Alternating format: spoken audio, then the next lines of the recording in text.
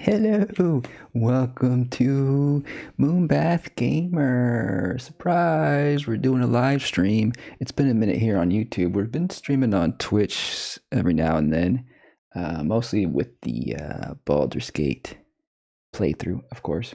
But just tonight, the new Tarnished Edition pack released. The Elden Ring, the whole Elden Ring released on what's it called? Twitch 2.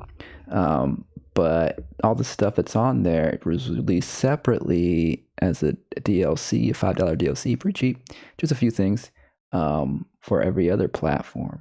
So we're gonna check that out. So let's get into it. Let's get into the game, and here we are. Let's say hello to my first playthrough character. It's been a minute. Yeah, so the full playthrough is on this channel, on the YouTube channel, if you want to check it out, as well as the Shadow of the Erdtree playthrough. And because I'm somewhat of a completionist when it comes to playthroughs on my YouTube, I feel compelled to record my first experience with this new DLC pack, which again is just like a few armor sets and weapons and a couple cool invasions of NPC invaders. And so we're gonna look at that and check that out. Maybe do play around with some of those weapons, maybe do an invasion or two. But again, this is my first playthrough character, so we're at like level 200 and so 212. It's pretty much a quality build, so we're gonna try to get all the weapons. And I did look up where they're all located. So let me look at my notes real quick. So we're gonna kind of do a checklist thing. I can pretty much gather everything on this playthrough because I didn't go to New Game Plus yet. I've been actually, I decided not to go to New Game Plus on this character because I was waiting for everything to be released, so I wouldn't have to go through the game again to get all the stuff. But what happens is there's only one item I can't get, or a couple items from this one character I can't get on this playthrough. I have to go to New Game Plus, which is the one in Lanedale. There's an invader here that shows up. But because we progress to the capital of Ash, which is the end game, that invader doesn't show up. But we're going to switch characters for that. So the first things first is some weapons. One of them is this one here. It's like a curve. It's like a black hand blade. It's called the reverses bladed sword. So this is pretty much kind of one of the weapons that was introduced in the Shadow of the Erdtree DLC, but they have basic versions of some of those in the base game now. So you can just go here at the round table, hold to the shop here, and grab it. So let's grab it. Probably won't use all of these, but this character's kind of a collector, collects everything they can. And it's just like a lesser version of the one you found in DLC with slightly less stats requirements. Has the blind spot Ash of War. Let's look at the lore though. Curved bladed, wielded with a backhand grip, said to have originated from the hidden realm of Shadow. We know about that. The style of combat associated with this weapon is marked by spinning slashes and gouging thrust attacks. Okay, so not that much you there. Everything else is pretty much from the base and DLC that we already have. So that's one weapon there. I am gonna, at the end of this character's run here, we're gonna grab the new Leontiel Greatsword, and we're gonna probably play with that one some more. But it looks pretty similar to the other reverse blade. I might have it on this character. Here it is. Let's actually check them out together. So this is the one in DLC. Okay, so it looks like a little rustier, and the hand guard is different. That's what I've been gathering from the stuff I see. They pretty much just look like more worn out versions, but it has the same moveset, I'm pretty sure. Including that running R1, that's pretty good. So So that's pretty cool. That's the difference there. Alright, so now let's go, let's actually go to the castle, because another cool thing about this pack is Torrent skins. You can get new armor for Torrent, which is pretty fun. I'm gonna have fun going through all my characters and just like assigning the different fashions for Torrent depending on each character. This character I feel like is again a quality build, but also uses different magics, mostly like I guess a mix, but it's mostly incantations. So I'm thinking the golden armor here we're gonna find here is gonna be really the ideal one for this character, but we'll try them all out. So it's funny because this place, this is after you defeat Godric, right? The Grafted, and this room is usually empty, and then we progress her quest. She's here. I don't think they added anything to suit your guidance, and you'll surely lie us. Yeah, I don't think they added any dialogue or anything, but it's usually empty, and then when you do a quest, they're here. And I remember exploring this and like wondering like, okay, there's really nothing here, except now they added this chest here. It looks like it. See, there might have been an item here. There might have been like some kind of craftable item or something. But most of this place was empty, and I was like, that's weird. There should be more stuff here. So it's cool that they added this. So this must be the Torrent thing. There we go. Spectral Steed, Regalia, Tree Sentinel. So is that going to be in key items? And apparently you can change, oh, here's key items. You can change it in the grace. When you get to the grace, allows grace to alter Torrent's appearance. A smaller version of the solemn gold armor that adorns the war horses of the Tree Sentinels, who serve their tree.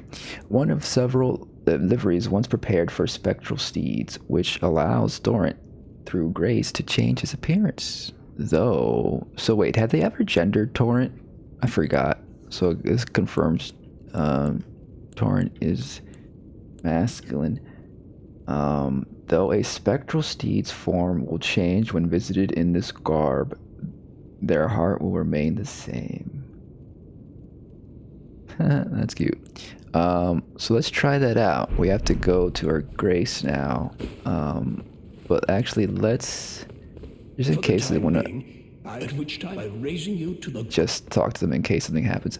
I feel like, you know, I've been looking on Reddit and different places to see what new stuff is available. Well, then. I feel like someone would have said something if there's like new dialogue. But just in case, I think one of them have a shop. Oh, I guess just this guy has a shop. Well then. Oops. Well then. Okay, so yeah, nothing new there. So let's go out this way to go to the grace, because now let's go to Luernia. Or actually, we probably should start from the bottom. So basically there's also like 2 new classes. We might take a look at those later. I might end the stream that way, just starting a new class.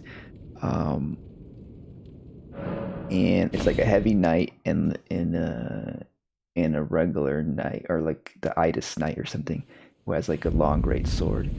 And then the heavy knight, you can get his armor over here, or their armor. Unusual to this.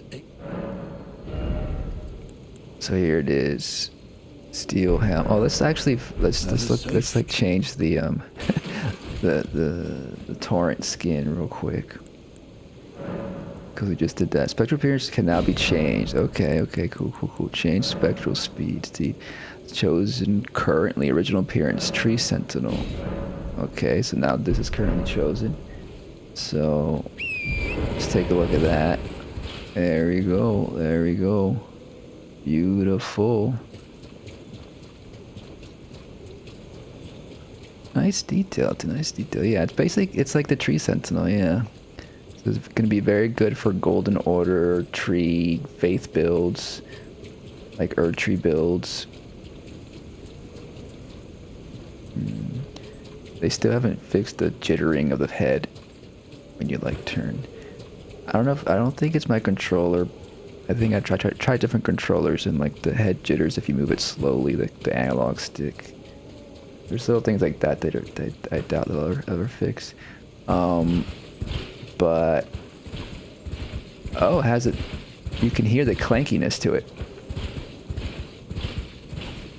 Does definitely sounds different.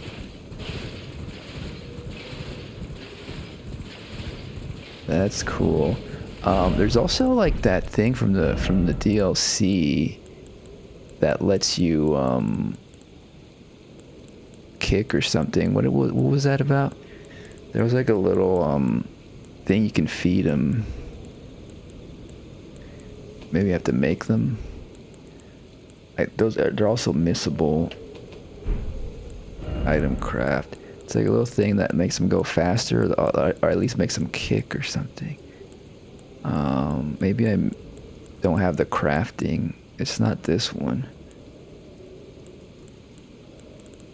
Maybe we'll try that with some other character.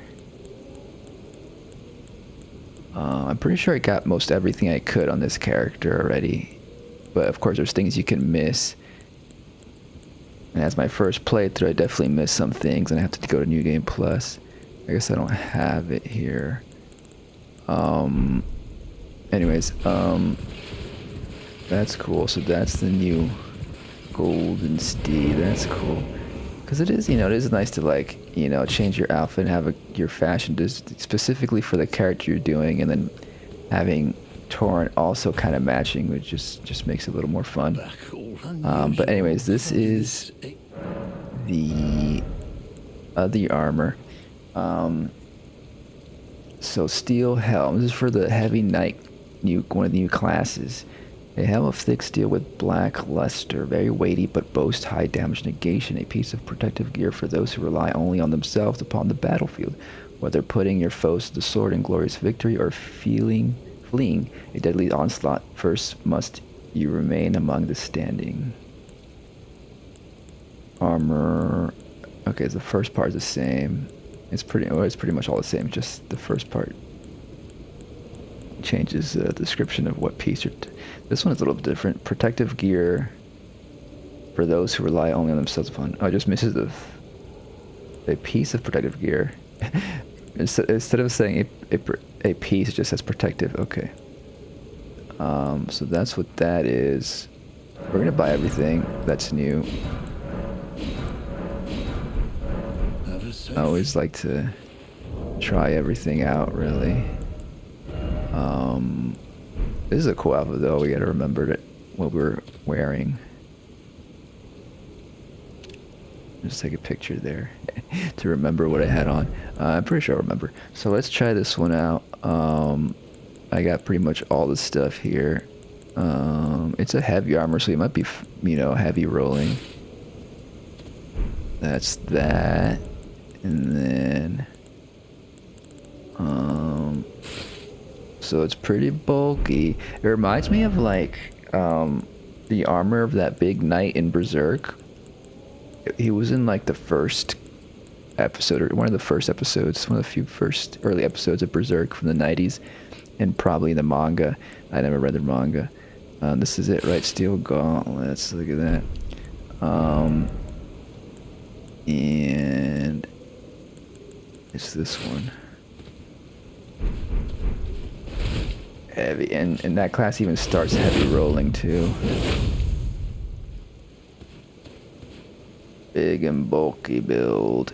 Yeah. So that's a good one. And then, so that's one of the new armors. And then, should we go to Luernia now? I think, is there anything else in this area? Okay, so Mistwoods. In the Mistwoods, we can get let's get the Scimitar. So this is where you get the weapon that this class comes with.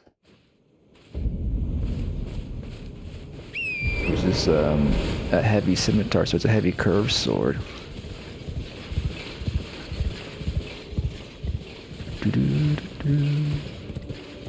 Yay, new stuff.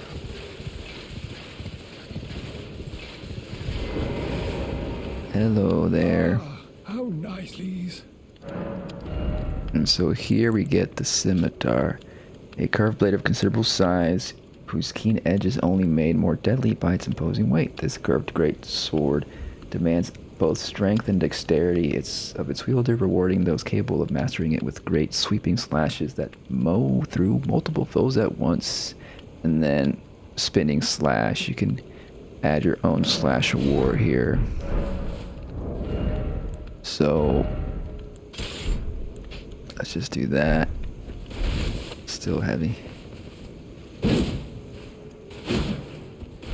This is pretty much the heavy knight, and the heavy knight starts off heavy rolling because they only start off at 17 endurance, but we're holding on to a bit of stuff here.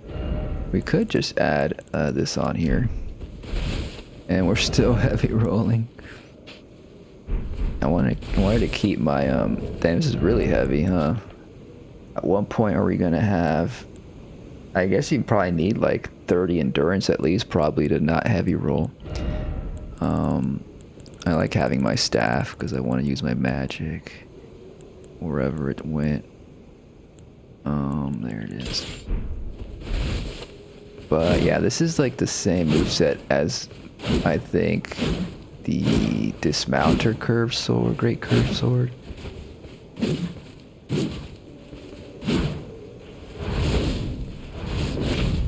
I don't think any of these new ones have new movesets. Yeah. So that's cool, we got that. And then, so, I guess we could head to Leonia. I think we'll leave Caelid for last. So we got the Weeping Peninsula heavy armor. Okay, let's go to Leonia. Let's get the sword of the new class. This one's the Idus Knight class. It's gonna be a long great sword.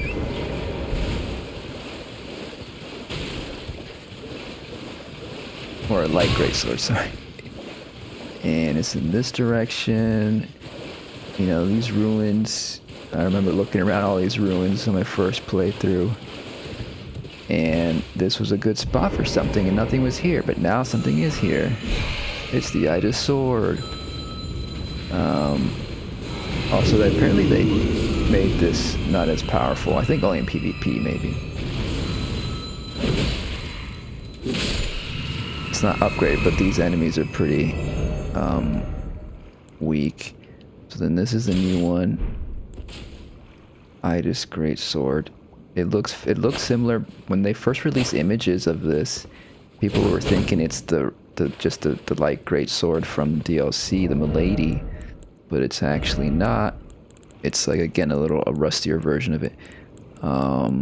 Do I have it on? I feel like I must have it on this build. I have this one. Oh, there it is. So then,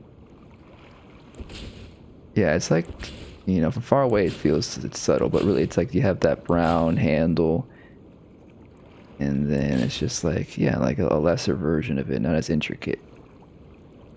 But it's the same moveset. It looks like it's shorter too, right? Actually, it's about the same length. Yeah, it's the same length. But same moveset, same fun jumping attacks.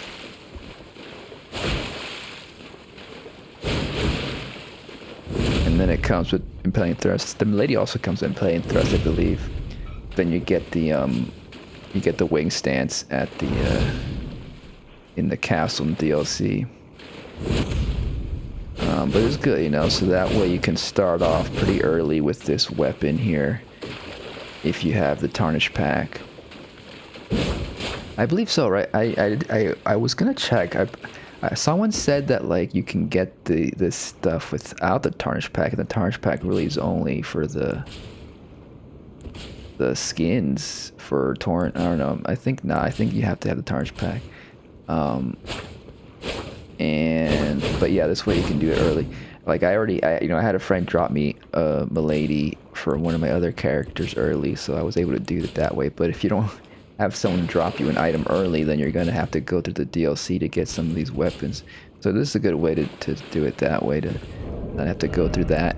And I think like it says this one's fully upgraded, but it's you can see the stat is different, the requirements, so it's not going to be as good as a Milady when it's fully upgraded. But when you're starting off, it's pretty good. So there we go. That's that one, and then let's head to the merchant over here who has the armor and the shield.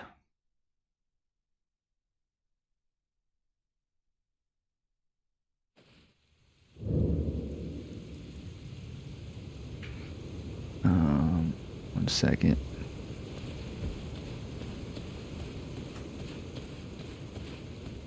Okay, so this guy over here. Oh, let's use our Torrent. Oh, we should probably try to get the other Torrent skin while we're here in Luernia. I don't want any. Okay, so let's grab this. So then we have the silver grooved helmet.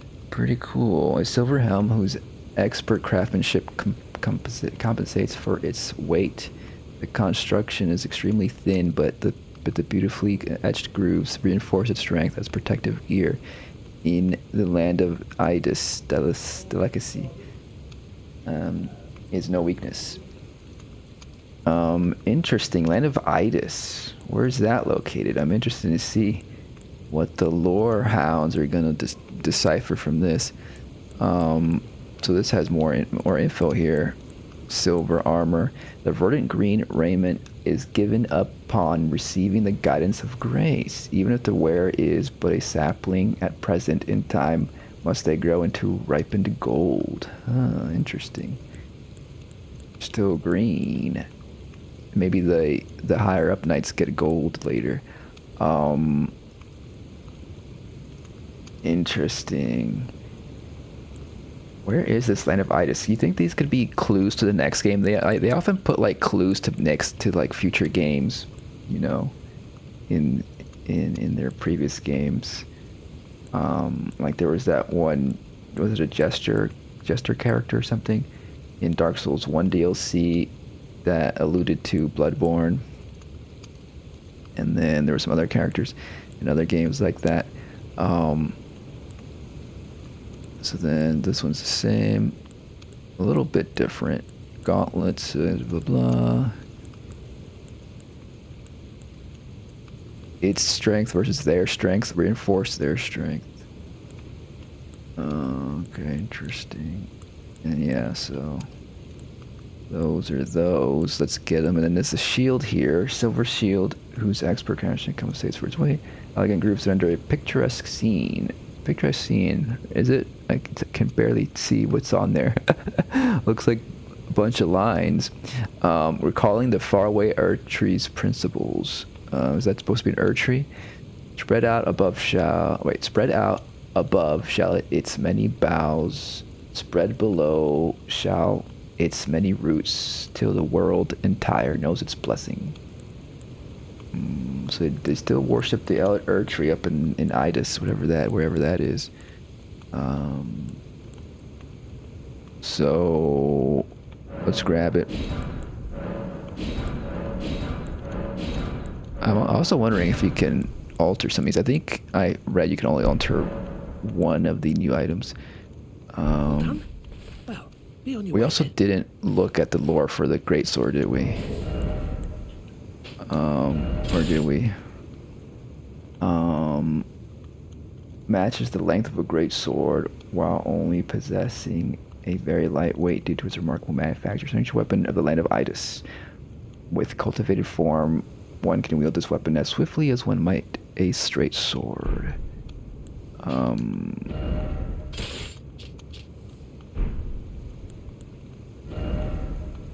What does this one say for nickname? Blah blah blah.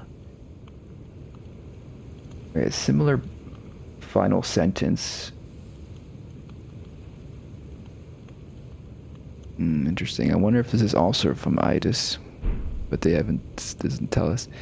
All right, let's try out the new helmet and new armor. This is definitely a lighter version. It's kind of similar to this armor here, the Knight Helm. At least the main chest piece. It's like a green version of that, but I like it better. You know, it also maybe similar to the Demon Souls armor, or maybe it seems like a Demon Souls armor or something. But it's similar to that. It's a little slender. I like that. You know, that's cool. This is definitely probably my favorite of the new armors. Let's see, and then it's probably up here somewhere. Silver grooved gauntlets. Oh, we got on the right side. We have just a glove there, a leather glove. That's cool. And then silver grooved. Okay. Really nice, really good. I like this one. Yeah. Good stuff. Nice little flow to it.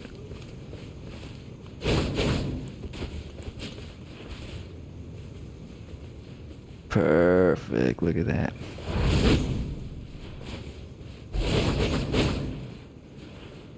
Real nice, real nice.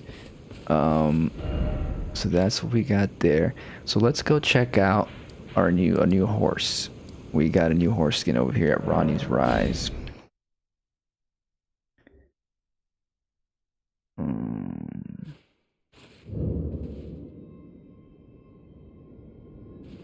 So I think it's right next to the Grace. So yeah, here's this new chest here. It just pops up here. Where did this come from? Looks like Ronnie has been redecorating a little bit, or moving some stuff from storage into here, including this Carian Silver Spectral Steed Regalia. Carian Silver. Let's take a look at that one. In the key items, the richly ornamented white silver armor of the Carian royal line is one of a kind item made for a certain spectral steed, once forged in the lands of the Three Sisters. Lands of the Three Sisters. So is that a different place than where we're at now? Because this is the Three Sisters Tower area. These three towers around here. It is through grace that the spectral steed Torrent's appearance may be changed. So they're the same as the last two paragraphs are the same pretty much. One of several liveries. It is through. Yeah, similar wording, pretty much same. Because like, yeah, so these are the Three Sisters: Ronnie, Celivis, and Rena. Though Celivis might have taken over this. May have taken the name of the third sister, who knows, but they, you know, in this playthrough he's dead. In this playthrough we married Ronnie, we ascended. We left the lands between, or so she did. We'll join her later. So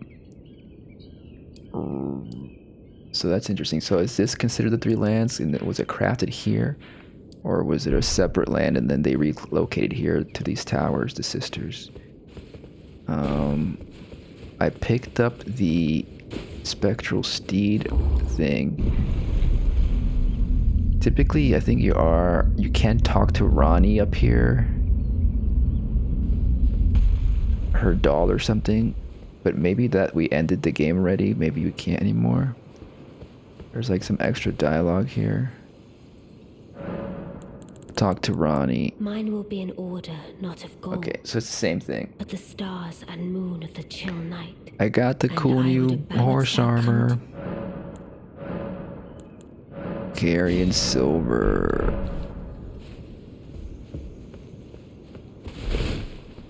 Nice.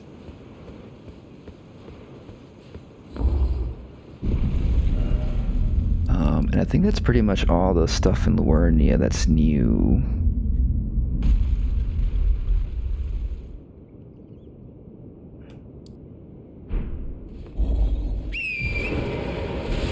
There's the new horse. Look at that.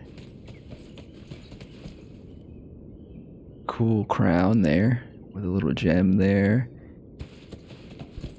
White fur. Carian sigil.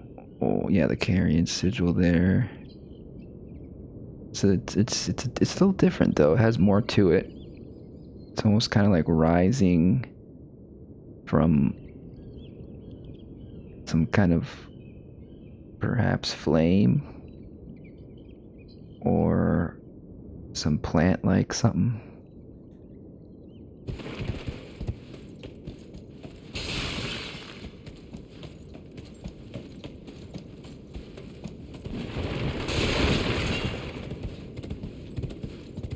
So this one doesn't have any new sound effects. I think this sounds the same as the regular.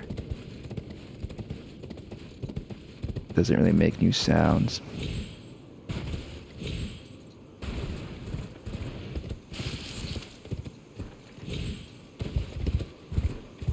Is it a little thinner? It looks like maybe a little... no, it's probably the same as Torrent, the model of the horse, or the spectral steed. Pretty cool. Has a little tinge of blue to the fur, I feel like. That's nice. Yay! Okay, so that was that. So let's head up to Altus Plateau. The next thing we want to look at is... Oh, I think we should also, before we go up there, take a look at the shield. I feel like it's not that spectacular. Did we look at the shield lore? We did look at the shield lore. Yeah, this the picturesque shield. That's not that picturesque. Here, I better look at it. Okay. Some better groups there. I was curious about those little holes in the side there. Like, is this good for shield poking? You know, if we have a little poker sword, one of these pokey swords, is it gonna be... It doesn't really line up. It should line... It would be cool if it lined up with the little etched out semicircle there. But it has no skill on it, so you use whatever skill you got on yours. You can put it whatever skill you want. They did add different balance patch to this game with this DLC pack, or the day before, and I think the parry animations are now better. I haven't tried them out, but it's easier to parry now. Or so, some of the stuff was adjusted in the storm wall. No longer requires FP, so I can use storm wall and not use any FP, which is pretty cool. And that's useful for parrying projectiles. That's pretty cool. So much stuff on this character. So this is the whole set here.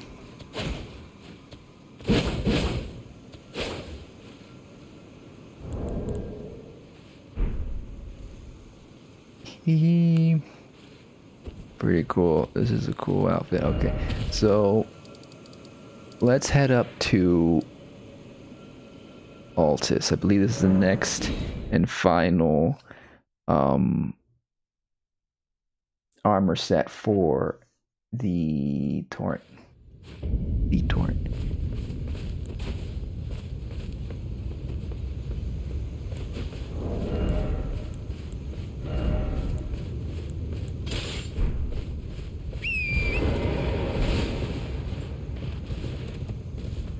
And yeah, I think the only things that changed were just some balance stuff.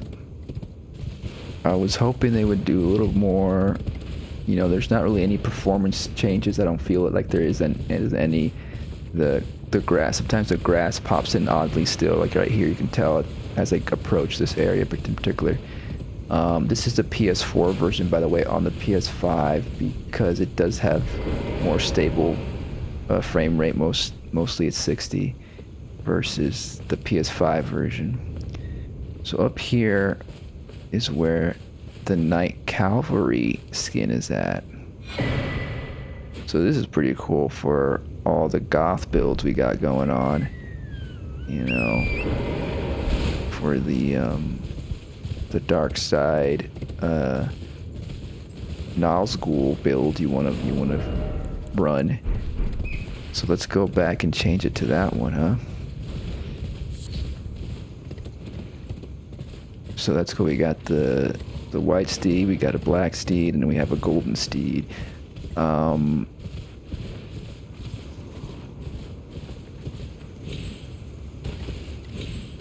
Just 3. Could have been nice to have a couple more. You think they'll add more stuff? You think this is like a $5 DLC? They could keep adding more. You know, they did just release a DLC for they're going to release a DLC for Witcher 3, and that's like a 10-year-old game. So you never know. Maybe in another few years we'll get another $5 pack, or even more. Maybe when they remaster it on the latest PlayStation 6 or 7 or something. Okay, so let's change it up.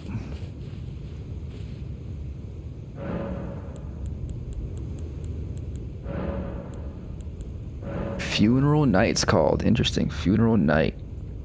Are the what's it called? The Night Calvary, are they like funeral knights? Let's take a look at the lore behind it. Where was it? Where do we? Oh, it's right there. A smaller version of the sable attire used to adorn and conceal the war horses of the Knights Calvary. One of the several. Okay, conceal. Pretty cool. Damn, look at that. That's some Grim Reaper shit there. Got some chains there. Oh yeah. Perfect for your heavy metal playthrough.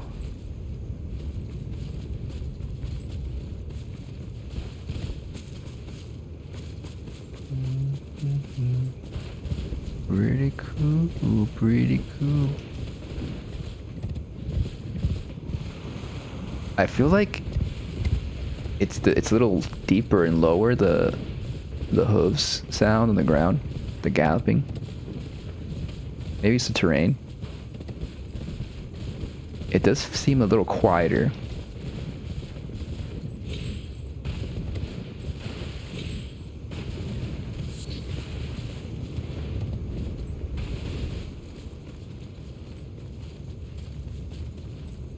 Looks good though. Oh yeah. Okay, so then we got that. I don't think there was nothing new here, right? So those are all the torn armors. Well, divorce. I'm just doing a quick little check here.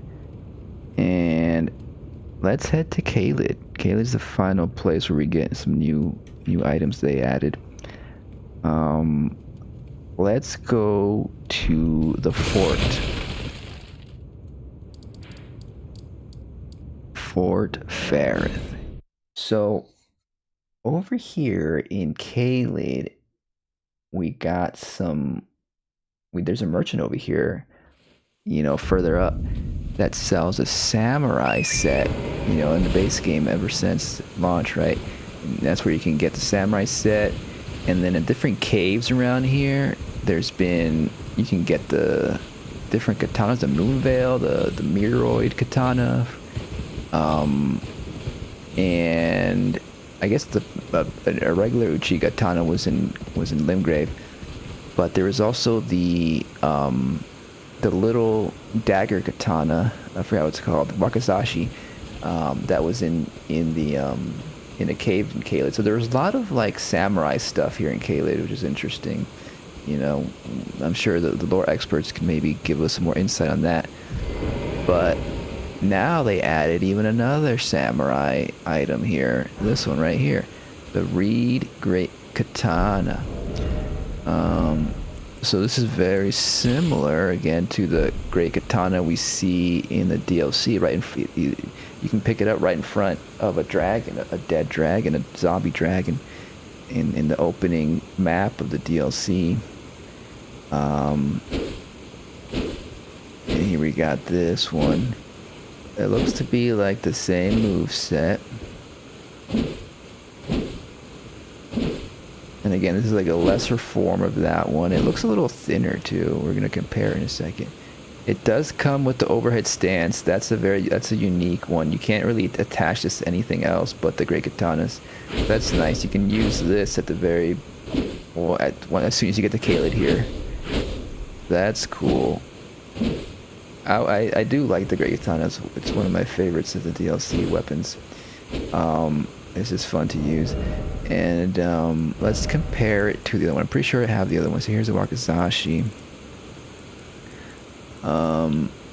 Here's the quality Great Katana we got. So let's take a look. Okay, so yeah, it is a bit thinner, a slender katana, not as intricate. The handle is pretty much almost identical. It's a little shorter, actually. Yeah, there's little. It's gold, has that gold to it. The hand guard is the same. It's shorter. It's not as long, so it's a shorter one. The sheath is the same, pretty much.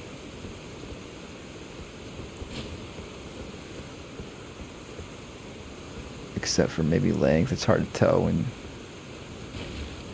it goes through the ground there.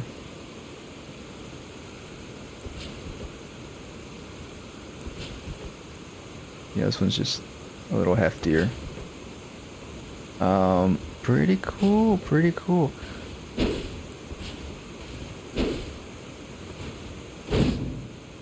Yeah, okay. Yeah, pretty much same thing.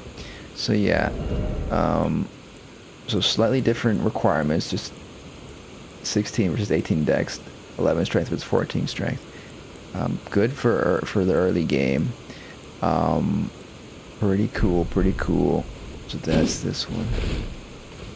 Nice. Alright, so that's, I think those are all the, or actually there's another item.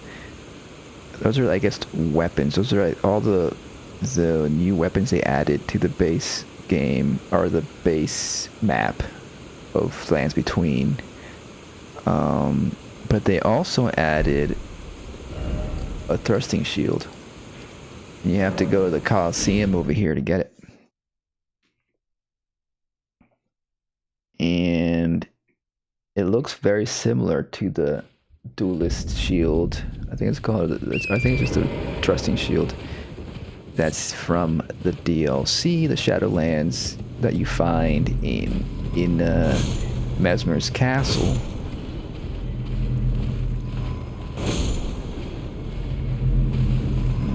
Yeah, I looked all this up like earlier today as it was trickling in through the Reddit. I was very curious, like, where do I get all this new stuff? Because, like, you know, if this was my first playthrough, I would have just, you know, taken my time and just, you know, and then found them as I found them. And if you look at my playthrough, you can tell, like, I explored very thoroughly every single nook and cranny of this game. And so I would have found them. But I'm not gonna be looking every single inch of the map again just to find a few of these items. You know, but definitely for people who are playing for the first time, that's really cool. It's just they're I think they're located in some spots where, like, I would have thought there would have been some stuff there. Like with this katana, like, I'm pretty sure where this katana was at, like, there was nothing there. It was just a good lookout spot to look to get a new view, a view of Kaled, but you would think there'd be something there. So, and here we have this guy praying here at the Coliseum. He's got a ritual thrusting shield. Of course, remember when it first came out, this wasn't even open at all. This Coliseum, it wasn't even available. Of course, now you can join Coliseum matches here. So they added this. So this is pretty similar in looks. I don't think I have it. I probably put it away. But you can look it up. It looks very similar to the one from DLC. It has like a golden part at the top here that makes it again look a little fancier. You know, this one's a little more worn out, but it's pretty similar. This is one of the new shield types they added. There was only two of them. There was that one, and then there was the Carian Knight one. That just looks better. And just the cool thing is that like you can use it to poke people while you're shielding at the same time, you know. So then you can get one early here in the Coliseum now. Oh, it looks like it might be the same. That was R2. It might be the same type of attack. Oops. I didn't do that. Yeah, this looks a little slower though.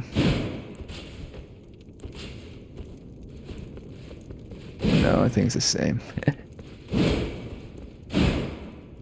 So there you go. So these, you know, the lore behind these is that they use these during ritual combat. That's why they call it a ritual shield. A thrusting shield or combined weapon and shield enables the wielder to attack and guard simultaneously. An armament once used in rites of combat performed to honor the Erdtree now lost to time. Yeah. Maybe should we go to the Grace and see?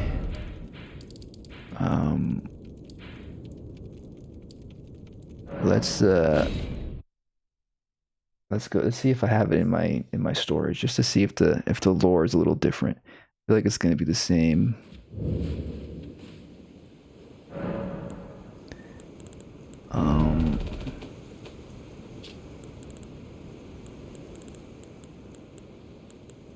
Maybe it is in here somewhere. Oh, it was here the whole time.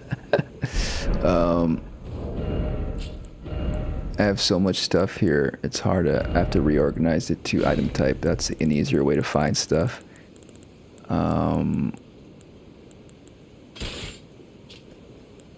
So, thrusting shield is in quotes. Golden ornamentation, which enables wheelchair attacks. And then, so this one says in the realm of shadow, though, far away from the Erdtree, ritual combat continued to hold weight. Okay, so it says continue to hold weight, so implying that it was still occurring beforehand here in the realm in the lands between. Now lost of time. Interesting. Again, looks very similar. But no, you know, it has that golden ornament on it. Ornamental. Same sigil on it. But clearly more faded. This one's still like rusty. But yeah, that's cool. That's cool. This is the bougie version. But this character doesn't use those shields. Okay, so then that's pretty much all the new armor slash shields that you can pick up and or purchase. Now there's still some more from invaders. Let me just check and see what's left here. We got the Great Katana. We got all the other ones. We got all the Torrent skins. So what's left are the two invaders. And one of them is called Leontiel. And I saw that there's actually, when you come here with before you fight this boss here, or I think during the Radon festival, before you fight Radon, you see like a lot of ghosts around here. You see the like a healing maiden here. You see there's like Alexander and Blythe, all the characters you can talk to, and there's some ghost too. And you can see a ghost of Lionel just kneeling against the wall here in their armor. Not Lionel, Leontiel. What's it called? Leontiel. It's reference to a character from Dark Souls 2. I want to see if I have the. I'm pretty sure I have it. Like they're leaning against the wall, kind of like that. I think I have to do it like this.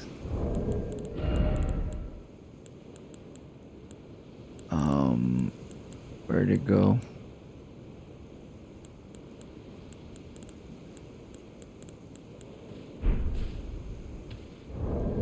In their outfit and stuff, and so people already put signs down here to indicate it's like a dream. It's like Dark Souls 2 again, friend. So yeah. So then I wonder if they're part of the battle. I haven't seen any footage of that. That would be cool if you can summon them within the Caelid battle against Radahn, but I don't think so. I feel like I would have seen that somewhere. But their ghost is there, and then the way to fight them is that they're actually on the battlefield after you defeat Radahn. They show up. So I'm pretty sure they'll show up because I think they show up after after you defeat Radahn. So the thing is that, like, in a lot of these games, and even in this game, right, when you defeat the boss of an area, typically the NPC invader does not show up. You know, I'm wondering if there's exceptions. Like there's an early NPC invader that invades you here, but I wonder if you defeat all the world bosses like the dragon and the tree sentinel, if they still show up or not. I don't know if I've ever tried that. But I was wondering, like, you know, I guess it doesn't matter so much in this game because we already defeated Radahn. Wait, did I just want to make sure I enabled that, because sometimes I forget to enable that one. The summoning pool. One thing I wish they would have done was that, like, have an option where, like, summoning pools would just automatically activate or enable when you walk by them or something, because it's a bit annoying to having to go around and enable all the summoning pools, especially on different playthroughs. You just want to, like, have them enabled so you can do co-op more easily, because if you don't activate them, your summon sign won't show up there when you try to do the co-op ritual. It just makes it a little more tedious. So this is where you come when you defeat Radahn, and then you have Alexander and Blythe here you can talk to. And then over here, oh, I should probably switch because we're gonna be battling here. What's a good I guess the main weapon I've been using is this, because we have all these stats spread out. We have all these. We have intelligence, faith, dex, dexterity, and so this has like multiple elemental damage.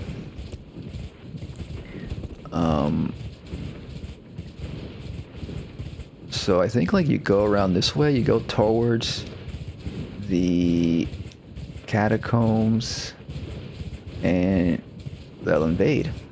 I'm pretty sure, maybe around these pillars. So it's not super. Oh, there we go. Super easy to find. I guess, like, if you're already going that direction towards the catacombs, you will get invaded here, or if you're just exploring these pillars. And so this is definitely new. Knight Leontiel.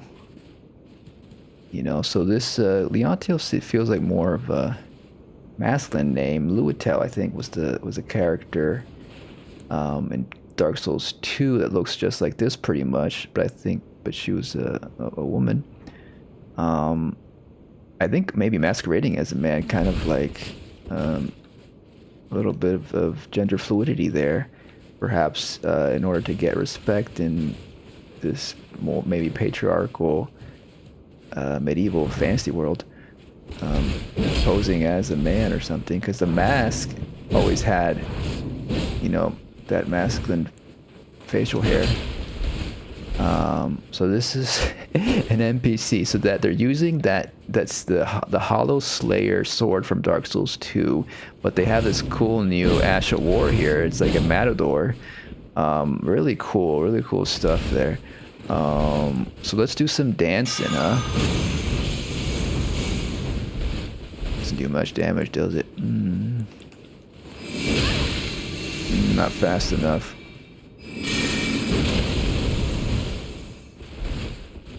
I can dance too.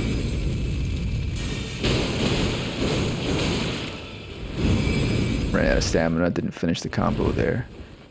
How about a twirly dance? Let's all twirl around.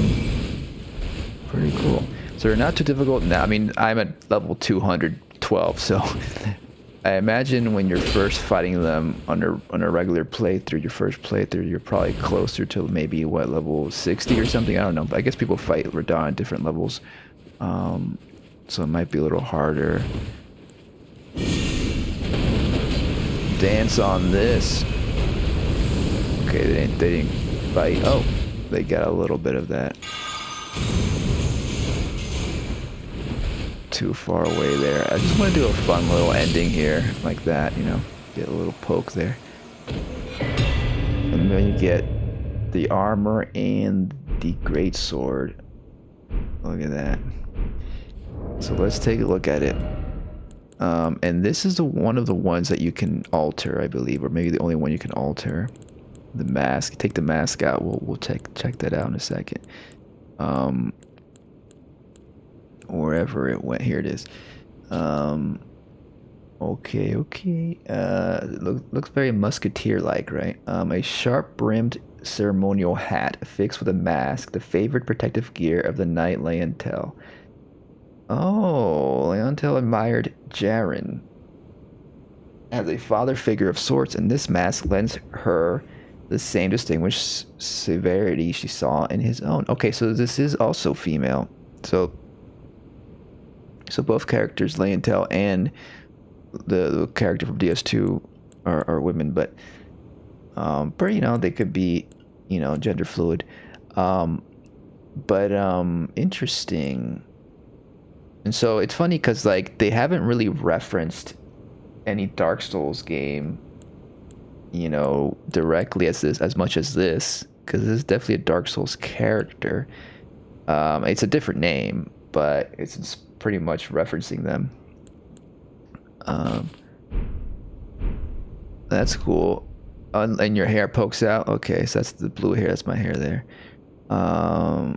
Interesting. Okay, so then let's check out the armor here. I imagine it's lighter, yeah. Armored, comprised of a mixture of metal and hard leather, favored protective gear of the knight Leontiel. The distinctive pauldrons accentuate the wearer's graceful movements. Leontiel's own eccentric little quirk.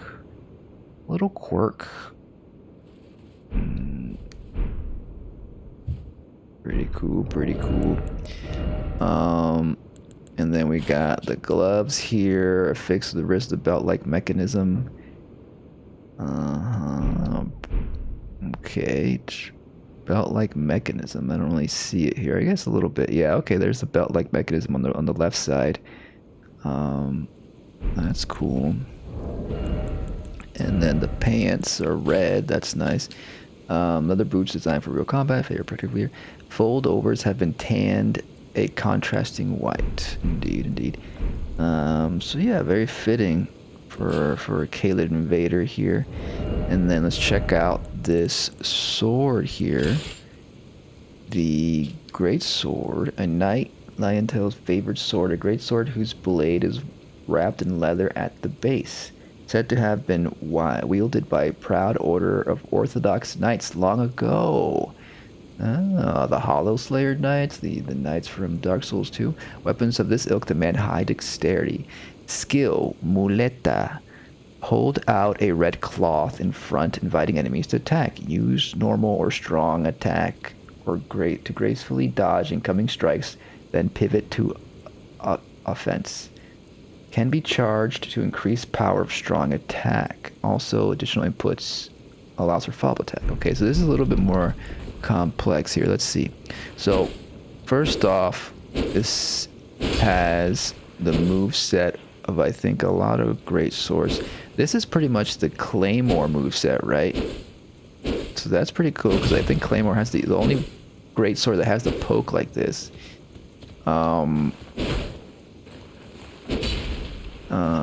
And then, but then when you two-hand it, this is the Knight's Greatsword, the other Greatsword that the Knights use. You know, but it still has the poke, so that's cool. So that's good to have another Greatsword with the poke like that.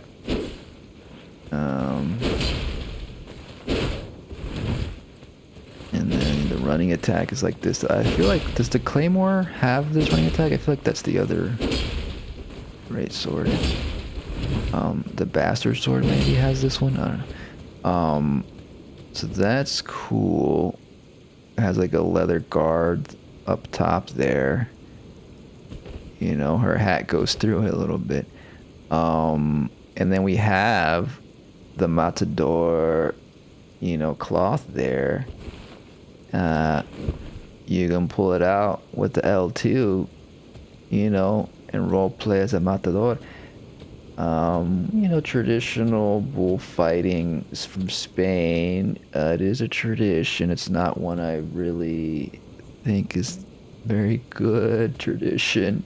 Very brutal sport of impaling bulls for the sport of it.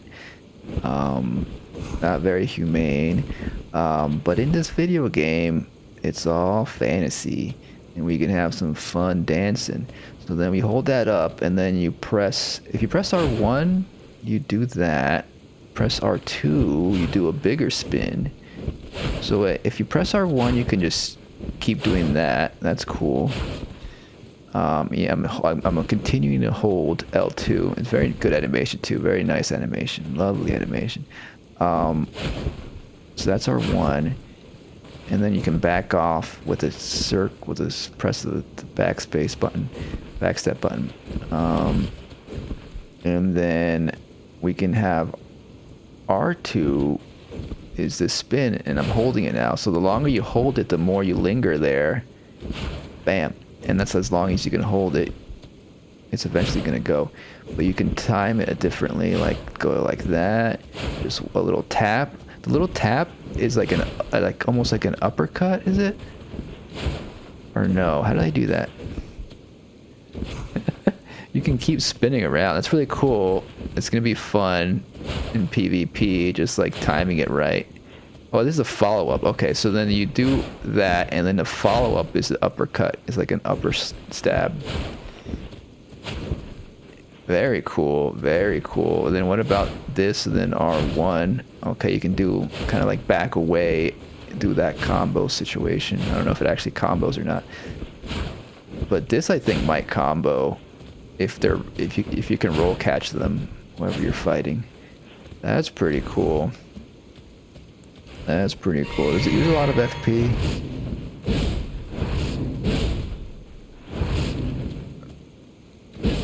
I believe it's the same FP no matter if you hold it or not. That's cool. You can even do like a 180 pretty much. Really cool stuff there. Let's adjust the mask. Let's take a look at the mask.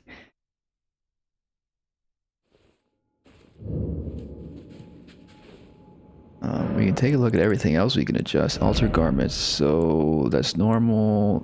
I believe, yeah, this is the only one that's in here.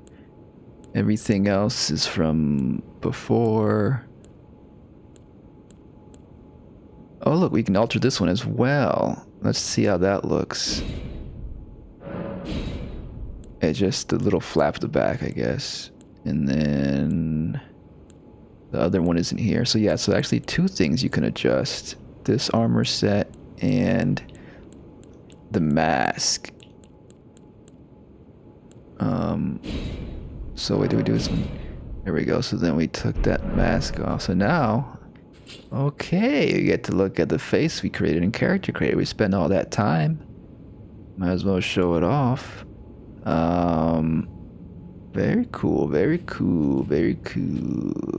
This might be an outfit for my maybe my pirate build. It's gonna be a good pirate hat. And then I'm gonna just take a quick look at this one we alter here. It just takes it takes away the back little flap there. Looks really nice too. This actually looks nice combined with the green and the red. Let's rock this too right now. That's cool. This is a cool outfit here for an invasion. Let's invade. Let's see if we can invade here. I think we can invade here, but let's invade. Oh, let's like upgrade this weapon. I just want to try it out. I want to try. Maybe we'll do some duels if we don't get an invasion real quick. This is a somber weapon, so I believe we have to go with somber stones. I should have a good amount of those. I have one of each, maybe. Pretty much. We're not gonna go to. I don't have a somber 10. That's okay. We're not gonna waste a somber 10. I might have even collected all of them. I might have used them all. They did change some items in the Shadowlands. I think from the patch notes, they say that they switched some gear or some items and chests to higher tier, like different stones. So I know one that's been confirmed that I saw is in the fort of Reprimand, the fort where you fight that one knight that gives you the wings of the Crucible. Ash War over here. There's a chest over here that now gives you ancient dragonstone, that's plus 10 dragonstone for regular weapons. So there could be different things that change about here. They said that give you different higher tier items or maybe different weapons or something. I don't know. I'm curious to see what else they changed. But if you already picked it up, like I already picked up that chest item, so you know I already got that stone, so it's not going to give me another one. So it'll be the next playthrough where I would get it. But I think I pretty much picked up. I did almost 100% as much as I could with this character and picked up most every item. But yeah, this looks good. This is a good match. This is a good fashion souls here. Let's dump our souls. Let's buy some stuff. Let's not waste our souls. You did use a bunch of somber stones, so let's buy some more of those. Just get one of each at least.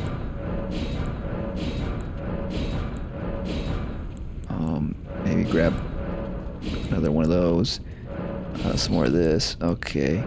You know, because we're probably going to lose all our souls, I mean runes, so might as well spend them. And we pretty much got everything except for there's one more invader that is new, but they're in the Leontiel capital, and we cannot access them because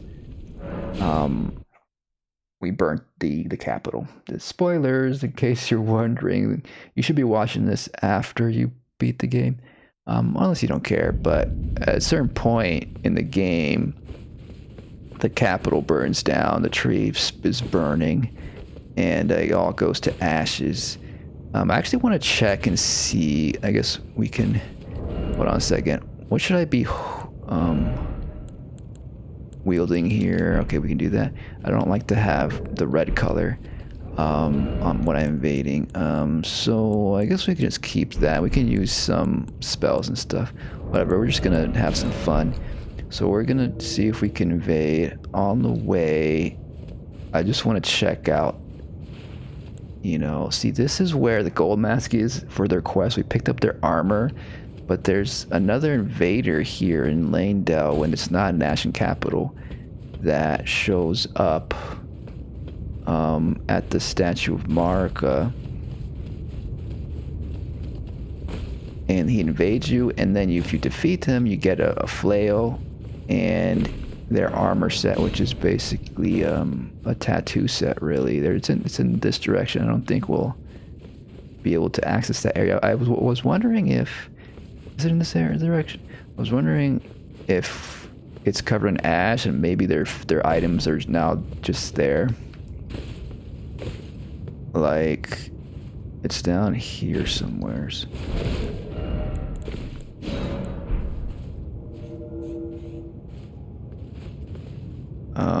So yeah, like right here would be where they would invade if it wasn't the Ash capital. You would do your thing. We're gonna show it off in a bit on a different character. You would reveal the mark, again, another spoiler, Marcus is Radagon quest. Do that, which requires using the spell that requires 37 intelligence. It's kind of a little bit of a hassle, but you can do it by respecking at Renala is the whole thing. And you do that, and then he shows up, and you fight him here. I was hoping maybe it would be there, just hanging out, but it's not. I do want to quickly check and see if we approach Gold Mask's body over here, because it's basically a dark version, like a corrupted version of Gold Mask, the broken Gold Mask.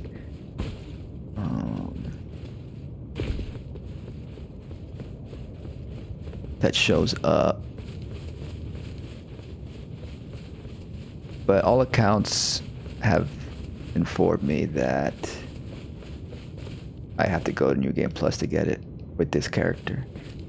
No new item from them. Alright. And the multiplayer still works the same. You gotta really spam this to get an invasion. Or else you'll be waiting forever. We are at level 200. I was thinking there's going to be a lot of invaders right now because people are trying out the new patch and everything. So it might be some conflicting invaders here are getting my invasions. And also, it's also kind of late now. I don't know. But we'll see if we can get at least one invasion before we switch over. Meanwhile, I'm gonna keep exploring and see if something else is here. I doubt anything else is here.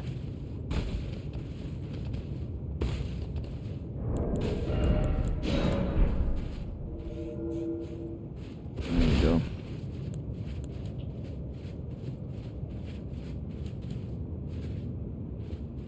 Failed invasion. You can tell it's failed because the invasion text disappears for a bit. It should keep flashing. Maybe there's connection issues because there's so many people trying to play right now.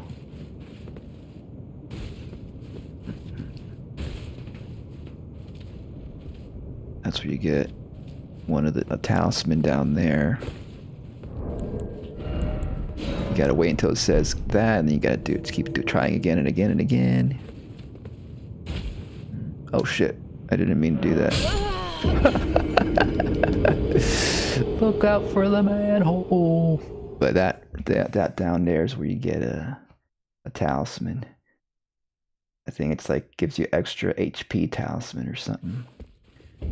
It's fine. We didn't have many runes really. Should we keep exploring that way?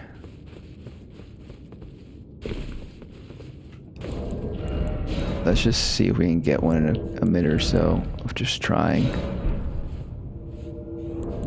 Get me in there. There we go.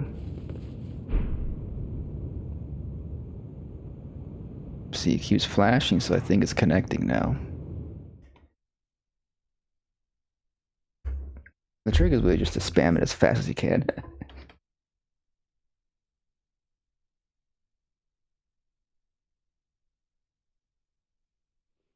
Now this may go horribly wrong because there's probably a bunch of people here. No, there's just 2 people, I think.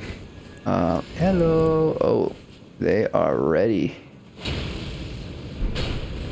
They're ready to fight.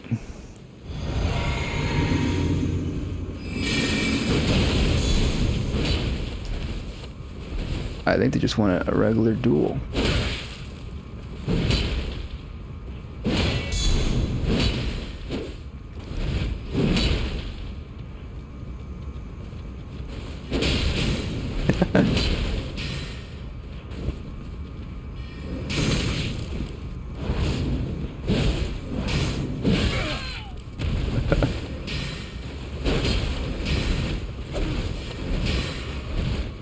Well, you heal, I heal. Charge at me. Oh shit, we got a blue coming in.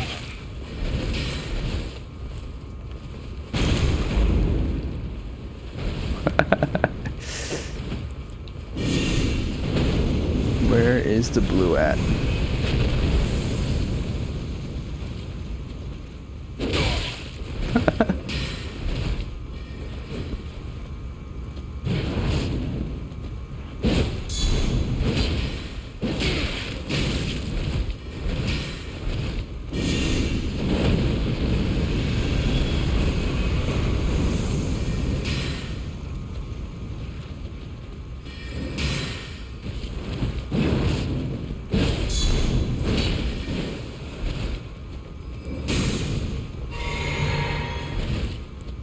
What else I got going on here?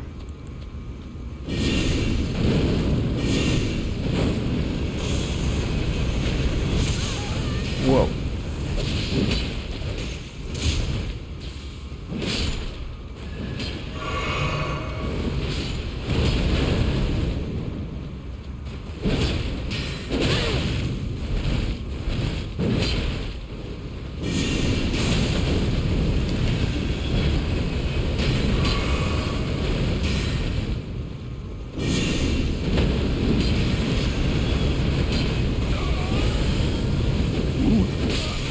Nice. That's one down.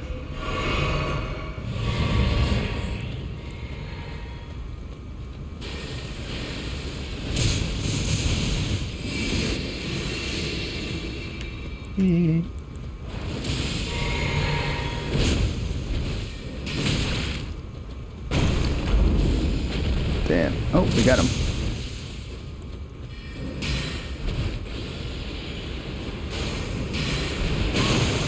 Oh, jeez.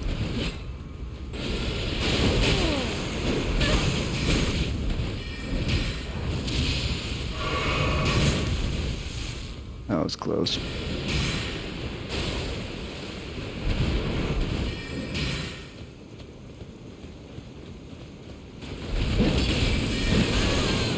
Wow.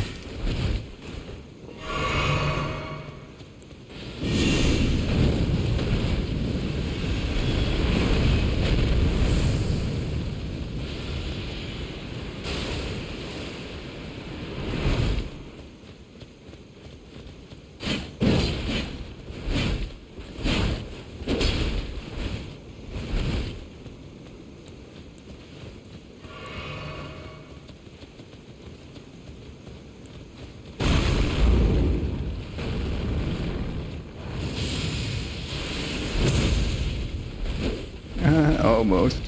Damn, 2 fucking blues. Oh, jeez. I thought I maybe could outspace it or outrun it if I go close enough to them. But it's pretty good tracking even up close. But we got the golden guy.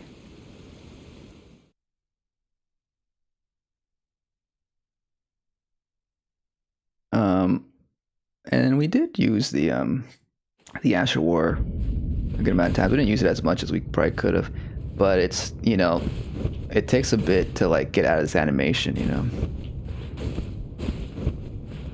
Let's try for one more, and then we'll switch over.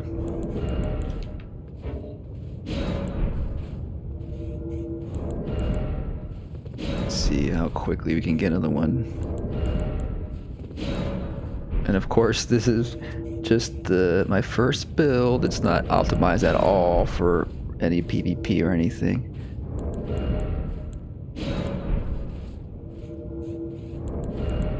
And it's pretty much a build that is equipped to do most anything, or at least most mid-tier to low spells, whether incantations or sorceries, and then use all the weapons they want, pretty much, with the exception of some that require a lot of faith or intelligence, for example. Basically, you know, just a good first playthrough build so you can try out everything. Or for scenarios like this, where I just want to quickly gather all the stuff and try out new things.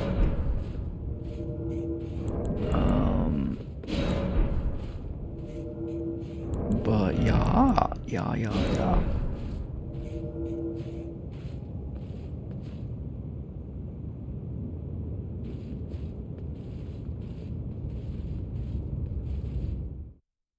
Let's do it.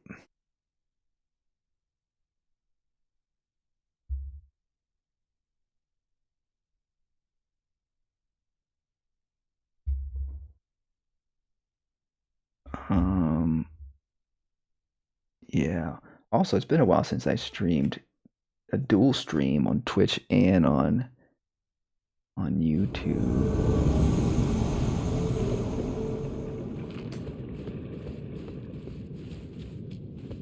Had a little bit of technical difficulties to start, but I was trying to start right away at 9 when it came out, but it took a bit to get everything sorted. So this is like one of the first caves you can go in, and they're still hanging out here at the Grace. Do you need some light? Whoa. Are you waiting for your friend?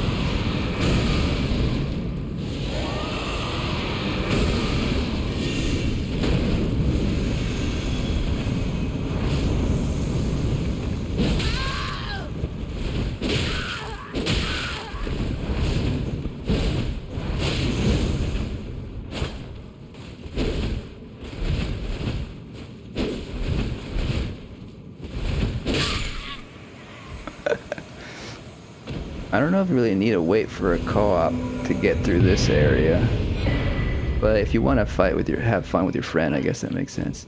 Hello.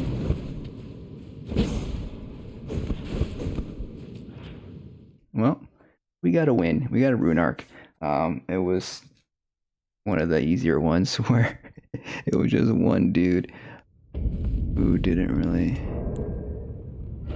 know very much PvP, but it's fine. That's the game. You know, you get some more sweaty matches and you get some really easy matches. It's really like in between. It's not that much.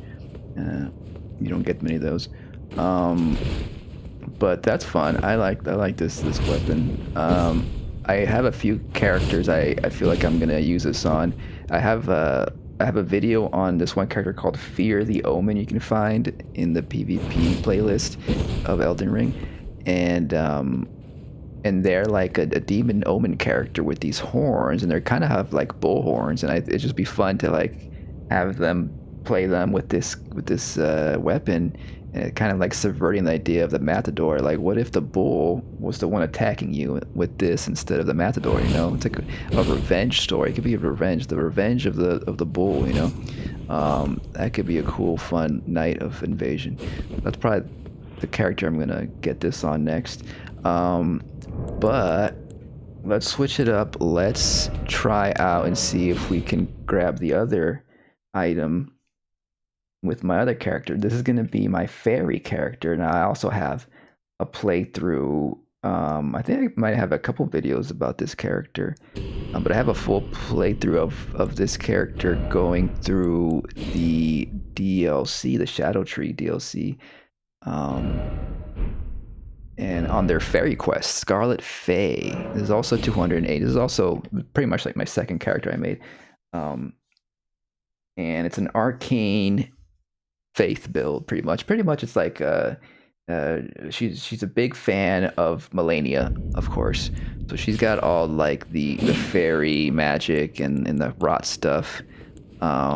These pest threads too, and so what the cool thing I did with this character though is early on in the game cycle of this game, like you could do certain glitches with like turning off the game when you're loading in to like different sites of grace to like kind of glitch it out so you can transport to different areas you're not supposed to. So like I was able to go to Fair Missoula without burning the tree. So the tree is like super clean and divine and beautiful right now. There's no fire on it at all, and I was able to go to San Missoula by doing that glitch. And I don't think you might be able to do it still, but it's probably trickier now because it's like they patched it. But you know, so I'm probably never gonna go to New Game Plus on this character, so I can just explore Farum Azula and other places without having to have the tree, because it is a bit of an eyesore to have the tree burning in the background, and I just wanted to have a playthrough or you know, a character I can just run around in without having that tree burning. So I was able to do that, and then I also never went to the end game here, so we're still in the regular capital. This is before it's burnt to ashes. So as long as you come here before that, you can experience this invader. That's from my understanding. Again, usually in other these Souls games, once you defeat the boss, NPC invaders don't show up anymore, which is also always annoying for me, because there's like certain items that it at least happens with the invader at Mog's at the Mog castle or map. There's a white mask invader that doesn't show up if you defeat Mog. You have to fight him beforehand. But then that happens in some Dark Souls games. And so I was wondering, let's try it out. I'm wondering if maybe because I defeated Godfrey and I defeated Morgott, is this invader gonna show up, you know?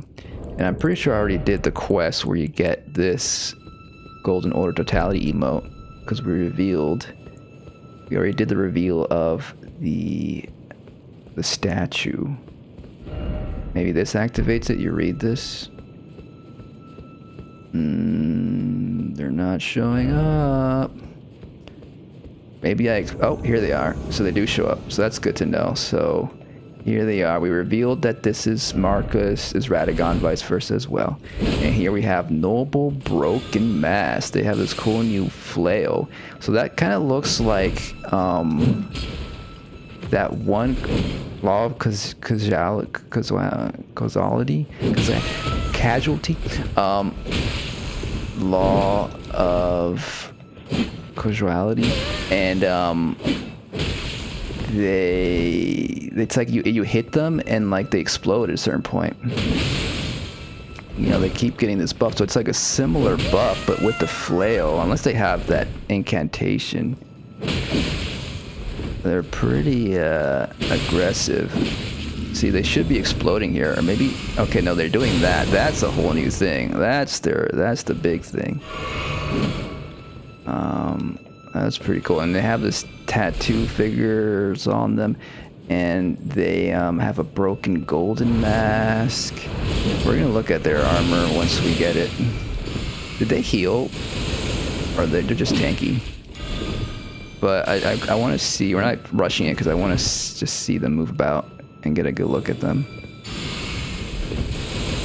Noble Broken Mask. So I feel like could this be an alternate universe version of Gold Mask, or were there multiple Gold Masks, you know, and this was like maybe the nemesis of Gold Mask that was corrupted, you know? And I mean, they're obviously guarding this statue, so they knew the secret. Gold Mask doesn't know the secret. You have to tell them, and that's how you progress this quest.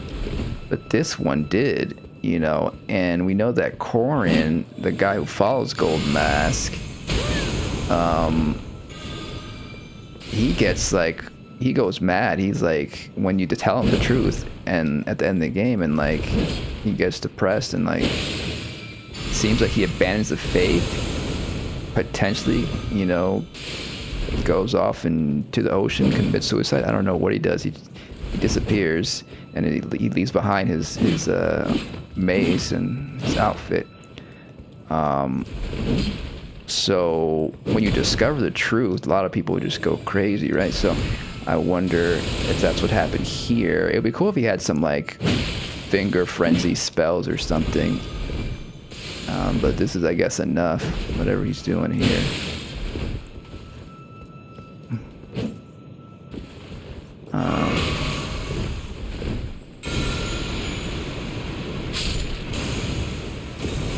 End it with fairy magic. Golden Order Flail. Broken Gold Mask. So that's just like similar to the other Gold Mask, but it's broken, obviously. The bottom half. We get the gold tattoo chest here, the gold tattoo arms, and the gold tattoo legs. So let's take a look at those. So do I have the other gold? I don't have the other gold mask, I think, on this character. Mask designed to resemble a blazing golden halo, though a piece is now broken off. The attire of the Honorable Gold Mask closest disciple. Oh, a disciple of Gold Mask. And dear friend who accompanied him on his great venture, enhances incantation skills like harness causality. Causality. Causal versus correlation. Upon the splintering of the Golden Order, so too did these companions part ways. So they part ways, and this guy went, to the dark side. One kept the faith, though the faith itself was broken, while the other fell completely into his own doubts. Cool. And then there's probably a very light armor up here somewhere. So the different body types have different versions of this. Of course, you get as body type B, you got your breast covered, of course. But it's pretty much the same tattoos, I think. Intricate tattoo etched into the flesh. The work of the Honorable Gold Mask closest disciple, blah, blah, blah. It's the same stuff. It is an artificial tongue created... Oh, wait. It says increases faith to detriment of focus. Interesting. So you get +2 faith, but it lowers your focus. That's interesting. It is an artificial tongue created to express the Golden Order itself, now an unrelenting curse that binds the entire body with its rule. Do your utmost to rid yourself of doubt. Trying to rid himself of doubt with these tattoos, but it seems to have failed. Is their mission. Artificial tongue, the tongue, the language that is written on their bodies with this tattoo, I guess they're referring to, express the Golden Order itself, but they consider it artificial because they doubt it. Perhaps now, I don't think it's a curse. Interesting. And it really makes you super skinny and shriveled. But the tattoos are cool. And then we have it was like this one. Gold tattoo arm, an intricate tattoo etched into the flesh. The work of the Honorable Gold Mask. Increases faith. Okay, so this also increases faith. So at +1. Wait, does the other thing increase faith too? Does the mask? Artificial tongue, blah, blah, blah. Rid yourself of doubt. So actually, I'm wondering if... No, this does not increase faith. Does this change your face texture as well?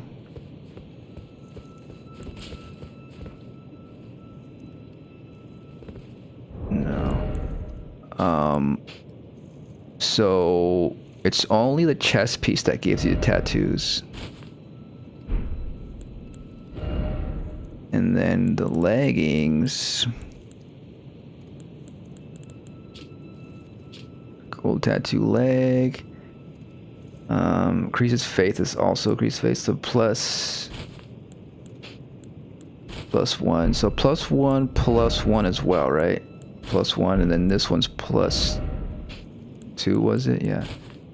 So +4 total faith. That's interesting. That could be good for certain faith builds, maybe, but I'm sure the defense is pretty low, but good for role-playing. Who really cares about defense if you're role-playing? Okay, artificial tongues is the same thing, entire body, blah, blah. Okay, interesting. Let's check and see what this... okay, so this does not give you tattoos either. It is similar to the other gold mask underwear.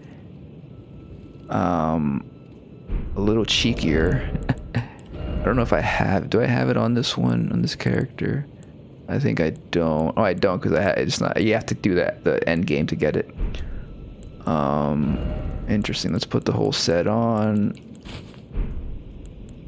A little cheekier. A little raggedier. That looks pretty good. I kind of like it. Gold, broken gold mask. Okay, then let's check out the Flail.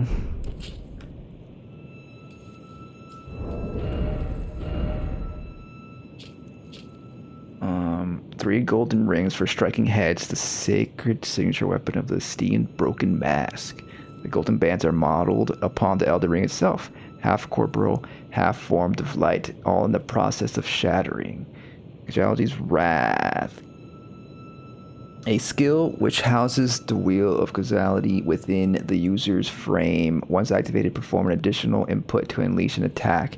The potency of the attack increases with damage taken. Once activated, perform additional input to unleash an attack.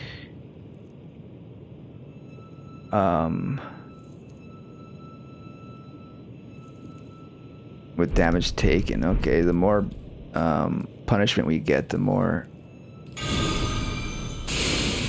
damage we output. So that's similar to the other incantation.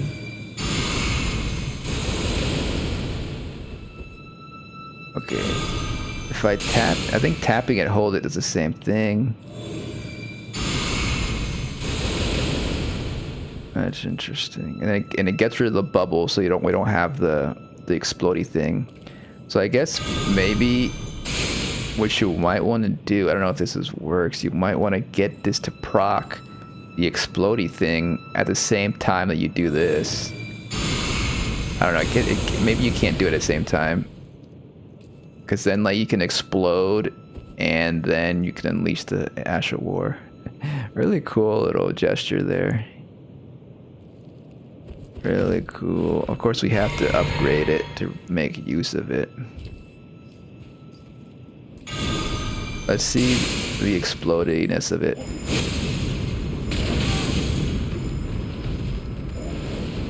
It's almost ready. It might explode next.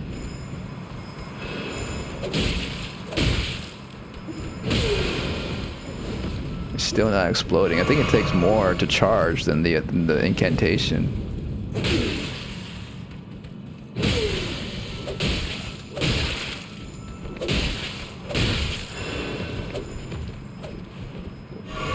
Or maybe it doesn't explode. Maybe this just it keeps the bubble there. I thought it would explode. I think it just charges up the damage, and now it probably is at full. I don't think because it's glowing more than before, but it hasn't been changing the glow. I think it's probably at full charge now, and now I can just unleash it. I think that's what it is. And it's, yeah, you can see how much bigger it is versus if I just do it right away. It's just a little line there. And of course this is unupgraded, so that's one charge. Let's see how many charges it takes. That's one hit.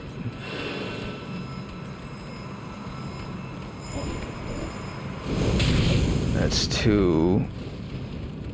Is that it? 2 hits. 3 hits. I think 3. I think this is the most it goes. I don't think it glows any more than this.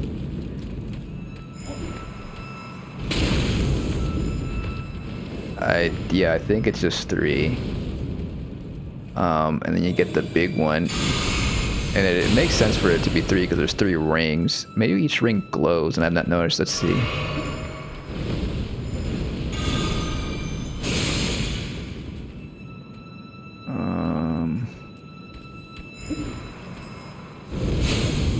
That's 1.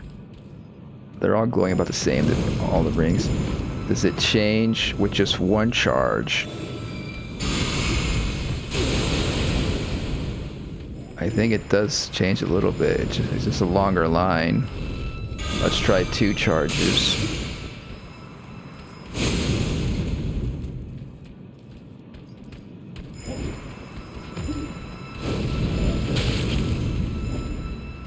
Is that 2 charges? That's 3. I didn't mean for it to go for 3.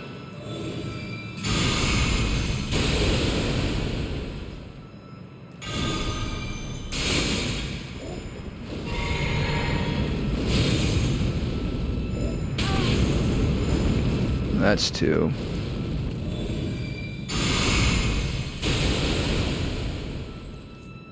Yeah, I don't know. It does seem to change each time. So, yeah, that's cool. So let's go upgrade it, and I imagine it's the same moveset of any Flail.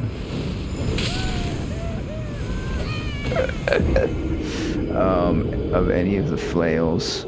Oh, we might need some runes to upgrade. We can try the, and then we'll try an invasion or 2.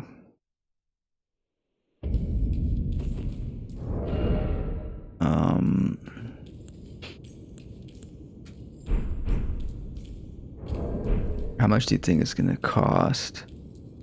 Do I have a good amount of runes? I have a good amount of runes, dude. Oh yeah, I think I got dropped a bunch.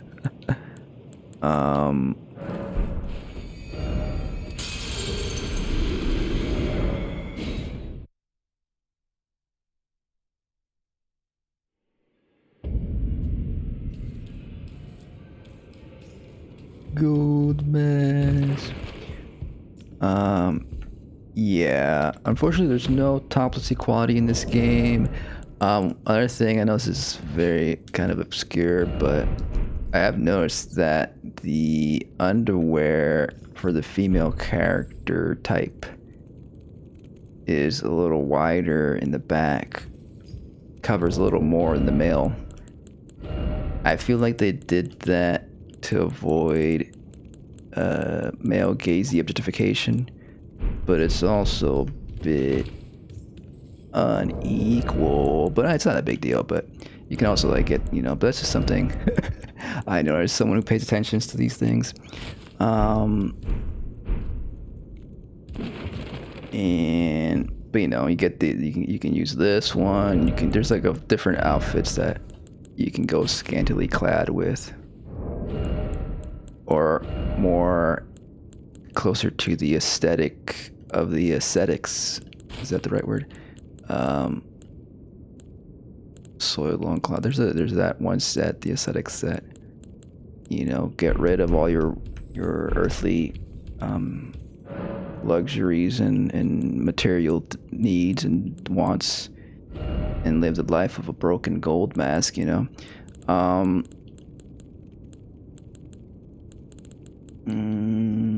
We have enough.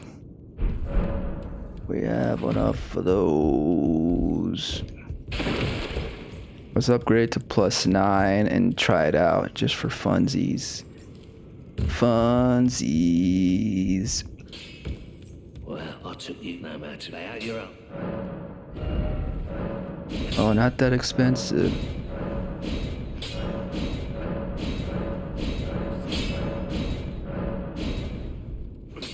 Let's go to +9 because we're not really gonna use this on this build. Really. We're gonna save our +10s for other weapons maybe.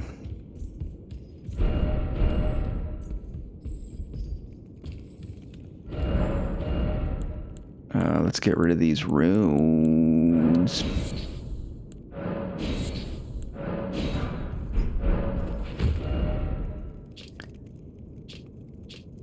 Let's invade from Leontiel, I guess. The Queen's bedchamber.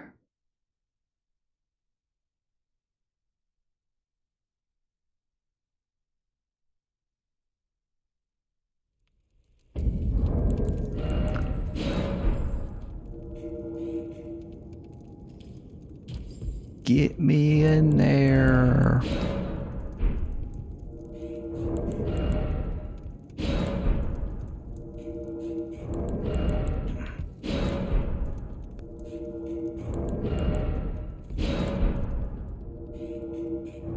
In there for some punishment. The broken gold mask needs some flailing on themselves.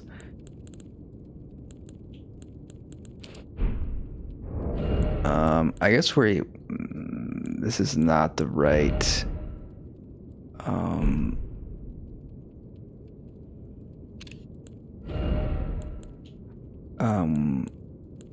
loadout for this. Let's see. We should probably have some defense. We should probably have maybe some more defense here.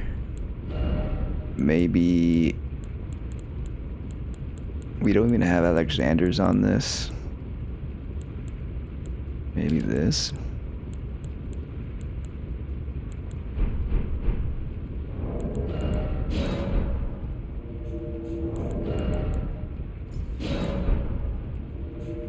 We can also try some co-op. The thing is that co-op just usually takes longer to get some activity.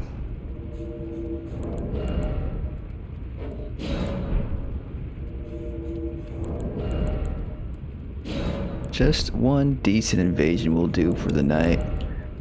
And then I think I'll try to start, or we'll do a run of just the opening of the new classes.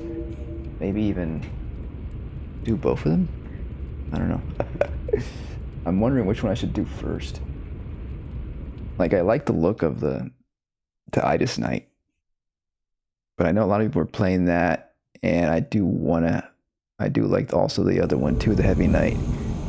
I don't really play a lot of strength builds, but maybe I should do a strength build run right now, soonish. I don't know. It's broken gold mask with rot stuff as well. I'm here to deliver some guidance.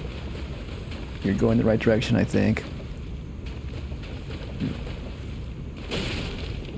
Lovely, lovely. Time to get kicked. We're just having fun. No biggie, no biggie.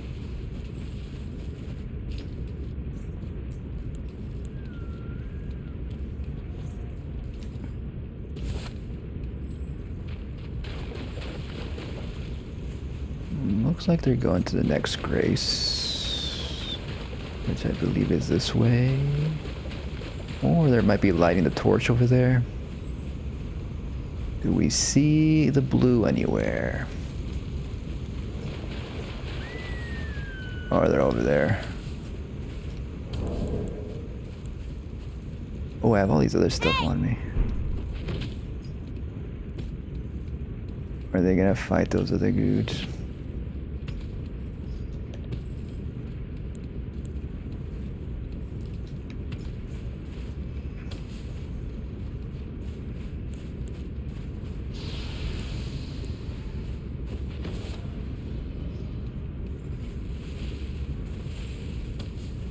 They want safety. I'm just a skinny little gold mask.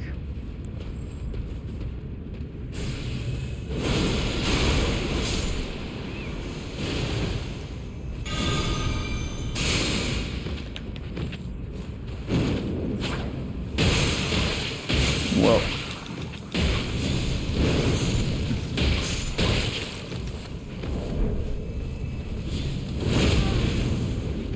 Where am I going?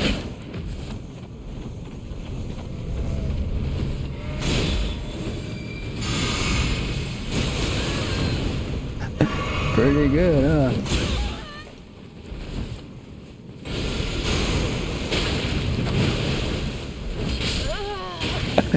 Yay, we got a win with Gold Mask. And we were poisoned the whole time.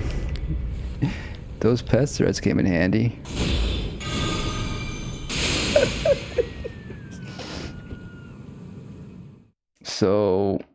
Yeah, I think that the actual war caught them off guard for sure. Of course, they got those arrows in them from the spirits that really helped us out. The spirit enemies, and we were being, you know, acupunctured with, you know, those poison arrows. That was a bit annoying with that bone bow. But it wasn't that big of a deal.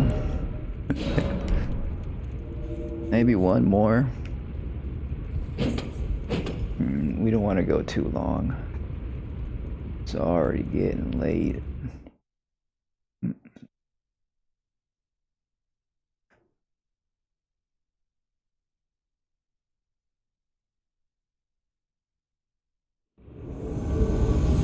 Laying down. Whoa. Damn, they're gonna beat this real quick.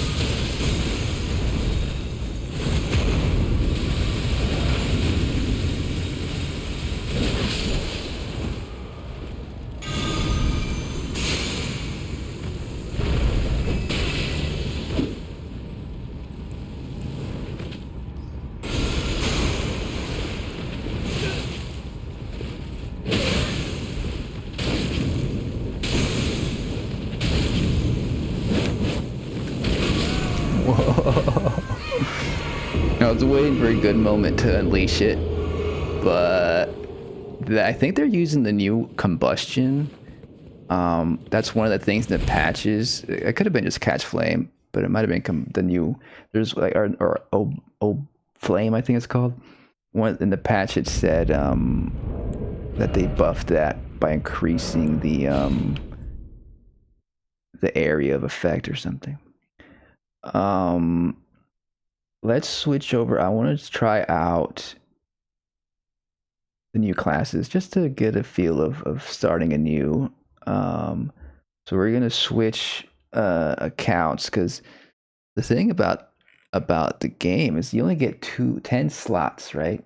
And I've had this game since 2022 when it came out, and I filled up my slots pretty quickly.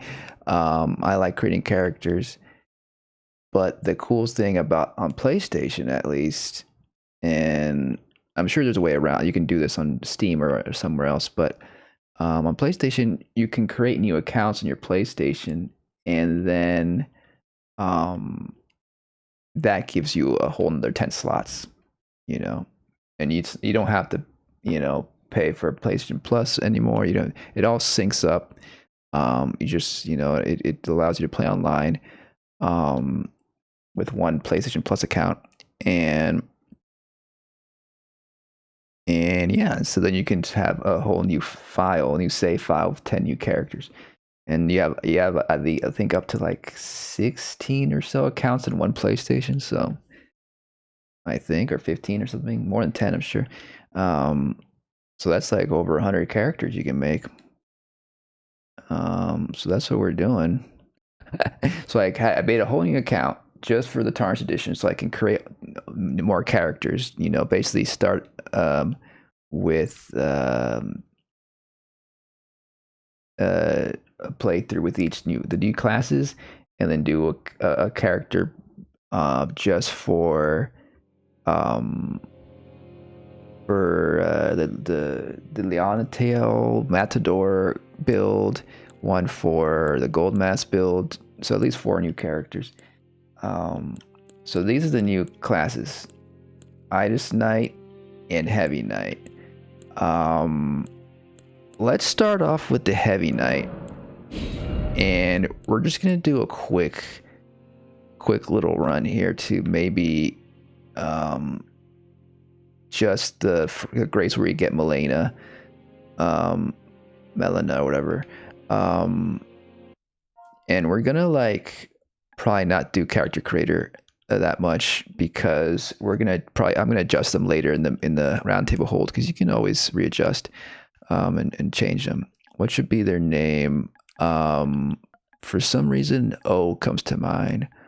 I don't know why. So these names I make up in my head. I don't know what this means, but this seems like a cool name. Obara. And then let's make them mature, and we're gonna edit them a little bit. Keepsake. Any new keepsakes here? I mean, it's really, this one's always worth it. I don't really do any other ones. Let's do one of these base skins to see what a good base template for the Heavy Knight. It was probably a brawny character, right? We could go with the loner. Or maybe Seafarer. No, let's go with loner. Heirs to like. Face found among a proud and seclusive tribe folk well version. Let's just edit a little bit.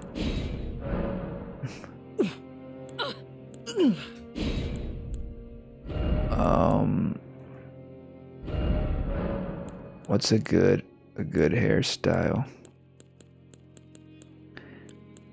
Some, it's probably maybe a little more mask, a little more butch character here.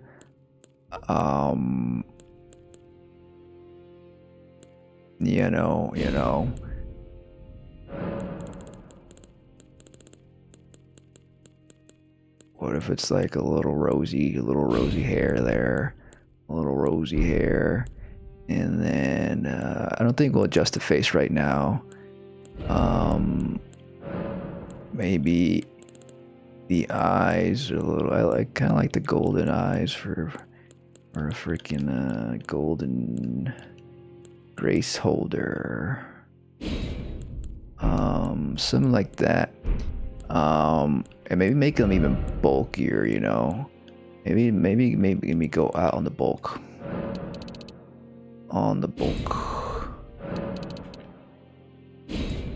Give him some big arms, because this is gonna be a heavy night, also, like, there's no time to shave in this world, no time to shave.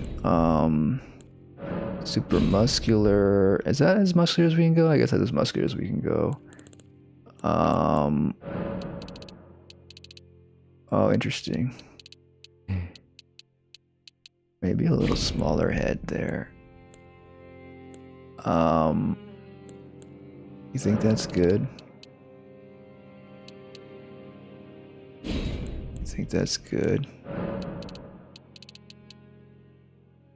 Yeah, it's good. Alright, so then we have the Heavy Knight Obara. I don't know why, but we're probably gonna adjust them later in the mirror. That's a bulky knight. Let's try out this new character's new starting class. Just check it out. I would like to go to the round table hold and get a Taunter's Tongue and do a Taunter's Run. But maybe we'll do that with the next character. I don't know. But it takes a while, This is a bulky character. Look at that. Bam. We're a wall here. Also, I've never defeated the grafted scion, when I first start here. It's always been difficult for me. At some point I want to do it. At some point I'm gonna like keep reloading until I defeat him on the first try. Or I guess on the, not really the first try, but defeat him before I go to the lands between. So we got spinning slash on this, of course. Start off heavy rolling. Should we start off heavy rolling? Because we could get rid of the legs. We could do this. But I feel like I want to fully role play as a Heavy Knight. So, we're gonna do the heavy rolling. Two-handed. Look at that. We're ready. Come at me. It's not that bad, the heavy roll. Stupid. Okay, we're already losing here.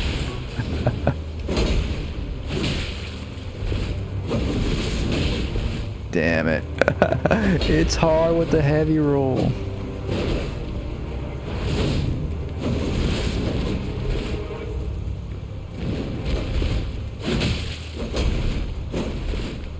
Okay, not bad, not bad, not bad, not bad.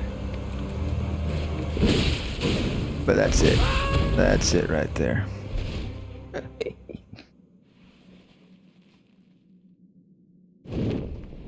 Maybe we'll try to get to Melania so we can get the round to the hold. So actually, I think we have to go to the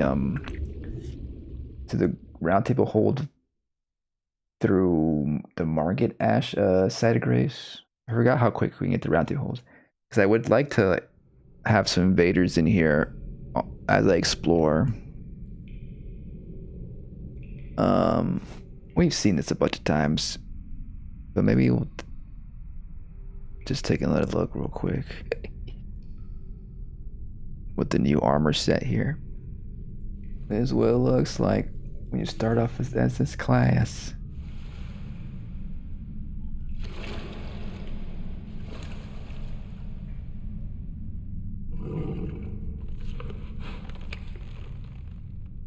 So this is our Torrent, right? She gives us this Torrent.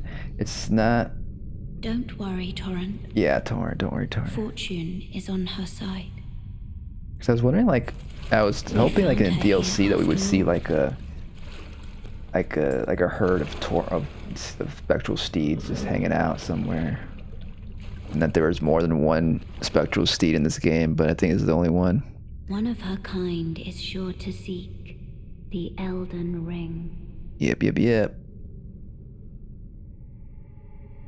And we're gonna skip that. That was enough. We got to see it. So we could go. Let's skip the tutorial cave. Let's just go through here. We're gonna remember to go to the tutorial cave later, because there is a good emote that you get at the end of it that I like. The strength emote over here. Over that way, you see it there. We'll come back for it. Let's put a little marker here. I like to put little markers here to remind me of things I gotta explore.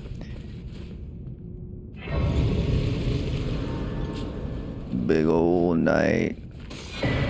Shit, so what do we do first to get runes? Because we're not gonna be able to defeat the Taunter's Tongue guy. We can try without leveling up. The lands between beautiful. Still great, still amazing.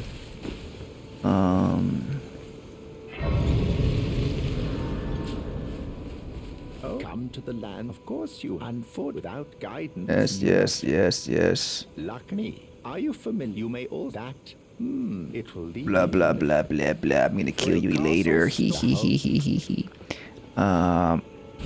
Usually I wouldn't activate this, especially because when the game first came out, you couldn't deactivate them. Now you can deactivate them here if you want.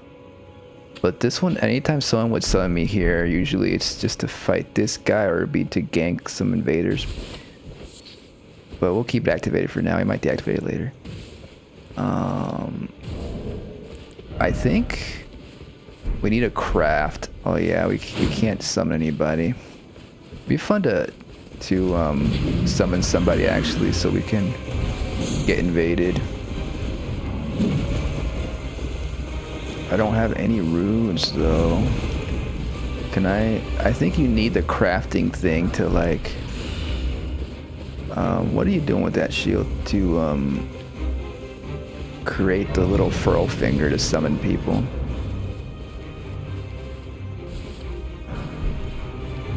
And I can also see that you're not then. Why not? I am Khan. Can I get the crafting thing? Yeah. So that's one thing we have. Goodbye. But I don't think we have... We need more of these. We need 2 of these. Which we can get. I think around here. I think up here there's some. There's one. Give me more. I think I missed. I think there was one down there that I missed. Really, like, this should not be a thing. You should just be able to summon without having to craft these things. That's an herba. I'm sure there's one over here.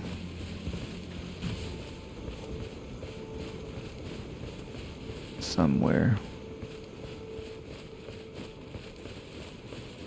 I could have sworn there was more over here.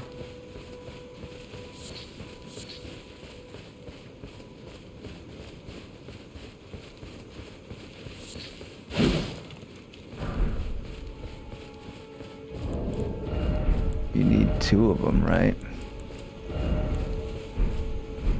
I want to see if I can summon someone over here. Also, I'll probably upgrade this. I should probably upgrade this one. I think I'm gonna keep with this character, this playthrough. I'm gonna keep this sword and this armor through most of the playthrough. I need more stones.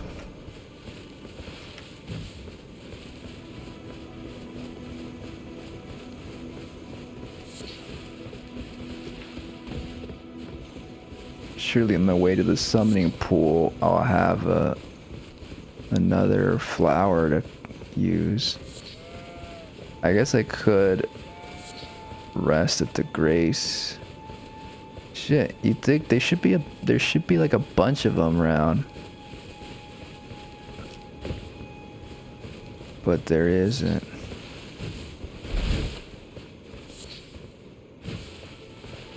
What the fuck? Fine, I'll reload.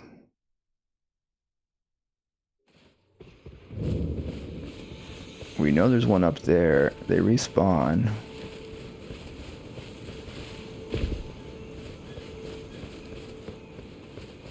Was this one that we missed? There was 2 right here. Oops, the daisies.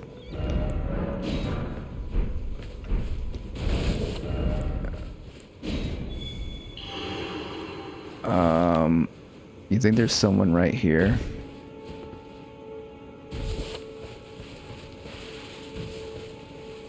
There's someone right here. There's 2 people right here. Another one of those knights. 2 of these knights. Clarence. They might be trading. People put their signs here to trade. Drop me something.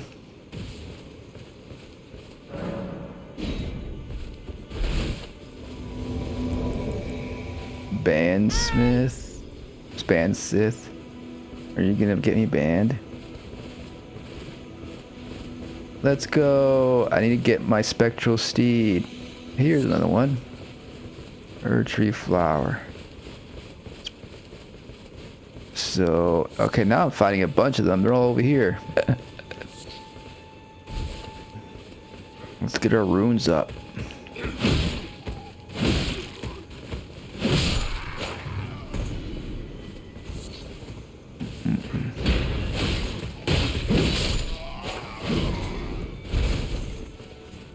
Let's go.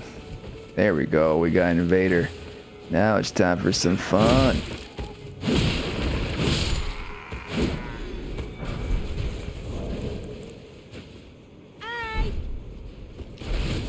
Hey!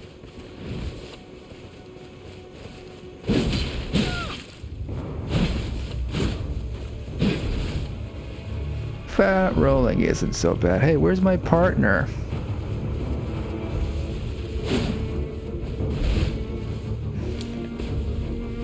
It's gonna be a 2v1. Invaders like 2v1s.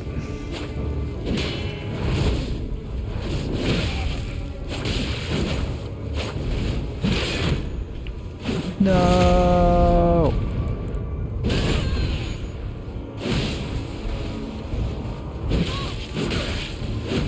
Don't hurt my friend, I just summoned them.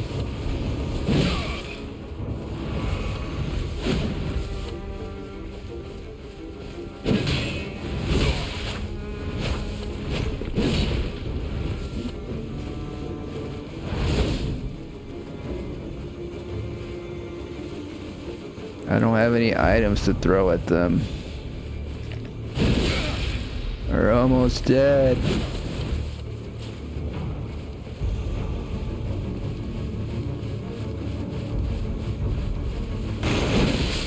Yay!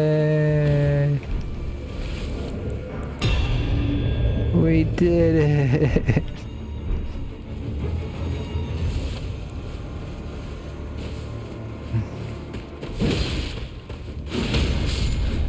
They should give you the Taunter's Tongue right away. I know like they kind of gatekeep it because they don't want like newbies to like turn it on and get like clobbered by a bunch of invaders. But they should make it a little easier. Maybe even like on your second playthrough on this account, they should let you have it early. Because I want to have another invader in here, but I can't now. I have to wait like 10 minutes.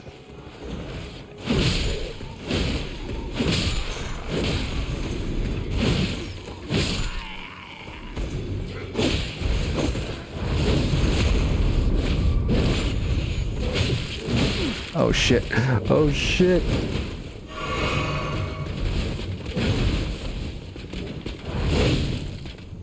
Damn, we're not doing any damage.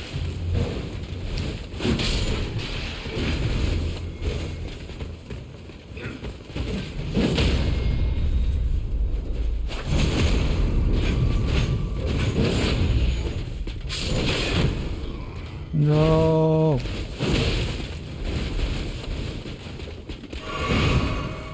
He couldn't reach me.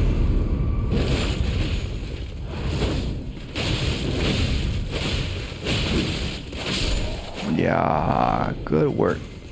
We're doing really good.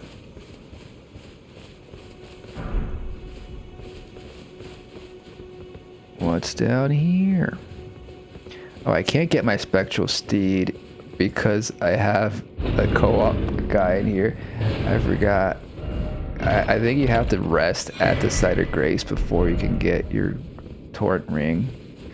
Elena doesn't show up if someone's in your world. Well, I guess we just have to keep on going until we die. Let's get the map.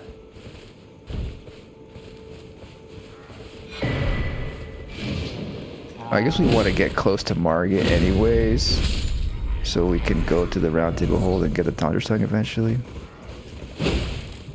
Sooner than later. But I think before that, I'll just switch to the other class.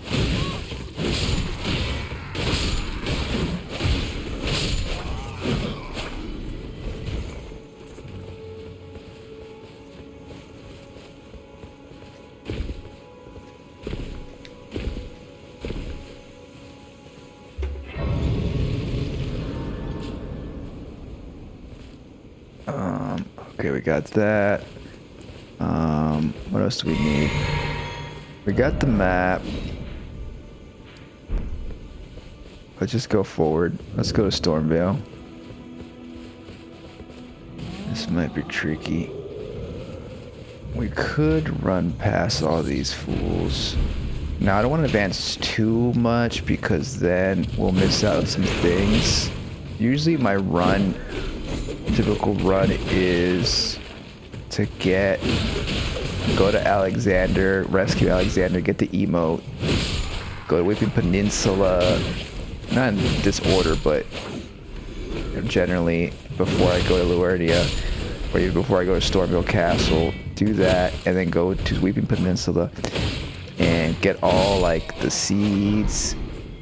Ooh, dagger. What happened to the giant? Did the giant get killed already? I didn't even notice. There's no way he killed the giant so quick. Did the giant not jump down? I don't know. Anyways, yeah, and then do Weeping Peninsula, get all the like golden seeds and flask upgrades and in Limgrave.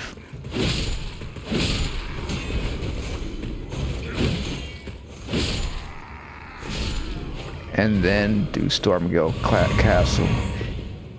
Also to get the invader, do the patches thing, the invader in front of the patches cave. Because there's a lot of those stuff you can miss, like the emote for Alexander you can miss if you don't get his emote, and you go to Liurnia, then you can never get the emote ever again until the next playthrough. And then there's some other stuff. Oh yeah, progress freaking what's his face? The samurai guy's quest.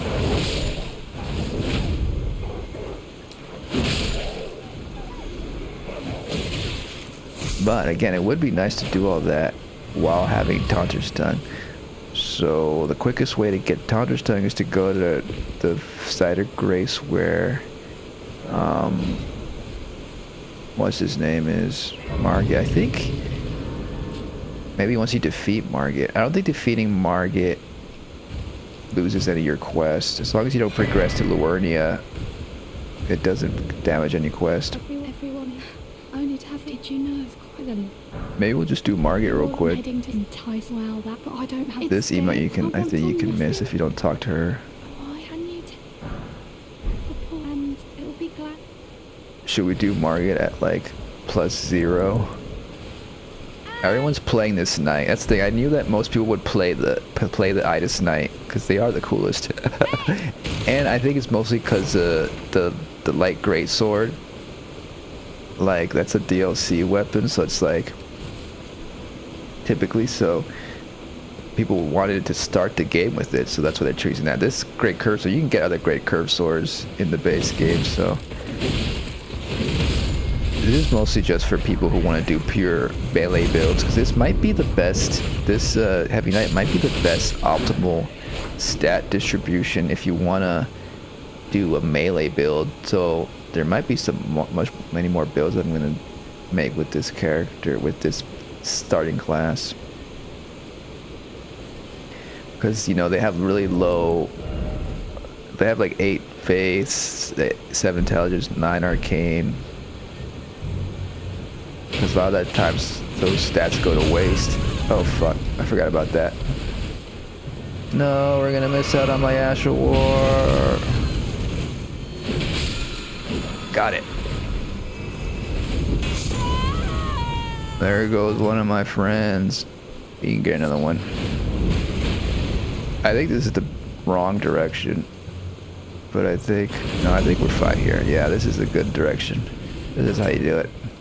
I usually go the other way for some reason because there's more enemies I want to fight. Let's get rid of them first. And it's so unfortunate that we can never use this. They should give us an option to use this. It'd be so fun. We can also summon Roger if you want.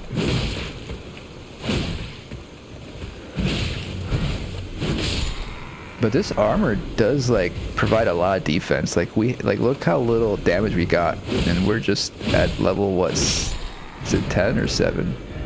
Level 10, okay. Not the lowest starting class level. Is it the highest? I feel like most are like around 7, right? Maybe the knight is like around 10 or more. Maybe some of them are 14. I don't know. I forget. I forgot to look at all of them.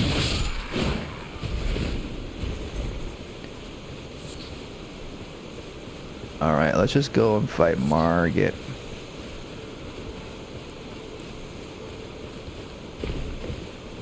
If there's no one around, I'll summon Roger.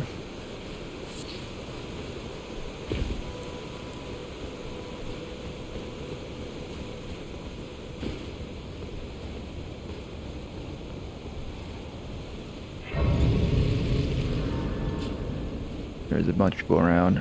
A lot of people here, of course, because it's the release of Tarnished Edition. Casaria.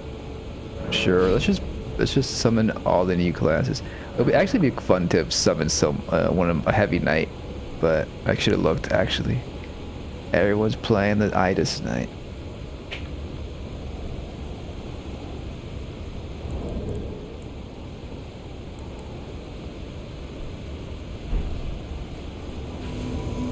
We might die here. I don't think I ever fought Margit right away like this.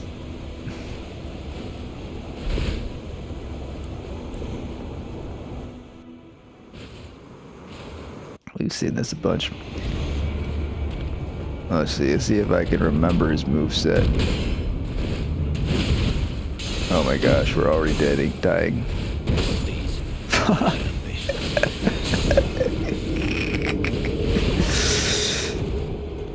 It's the heavy rolling, man. The heavy rolling really screws me. I mean, Margit is designed to be a wall. It's like, you're supposed to be leveling up and stuff beforehand. Shit, all my runes are over there, though. Let's try one more time. We got one more finger, furl finger. Ooh, gold mask. Damn, level 1 gold mask. Like, you got all that stuff at this level. Looks very similar to what we were just playing as. The same hairdo.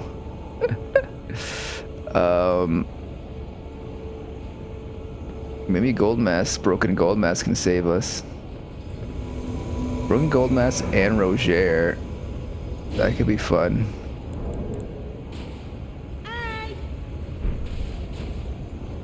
Shinko.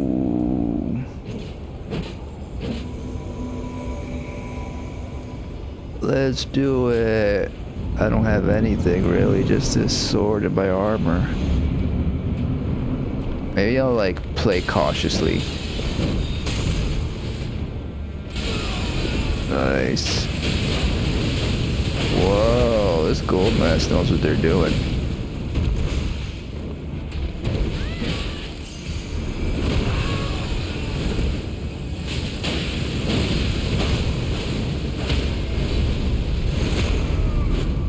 Nice, Roger. Good riposte. They must be using source seals and stuff to get that level, because, like, I mean, I guess they could be, like, level 20. I'm wondering, like, like, at level 10, what's the maximum you can summon, level-wise?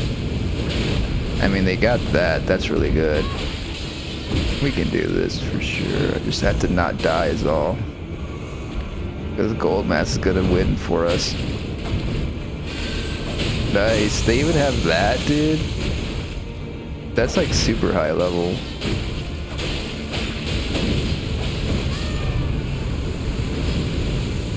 We did it. We got a trophy because it's a brand new account.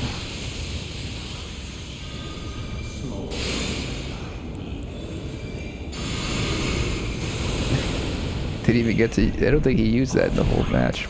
The hands of the fell omen child brook thee no quarter.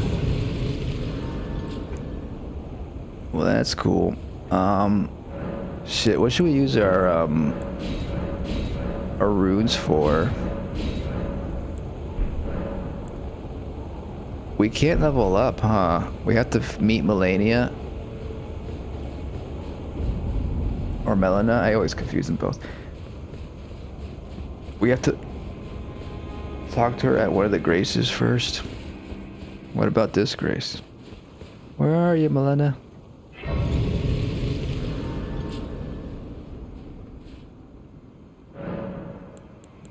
She doesn't show up. I think we have to go back.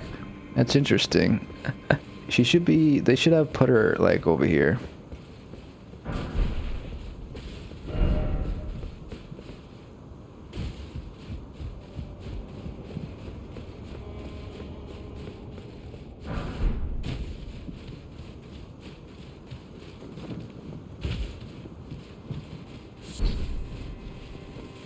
Gotta get this stuff before we go.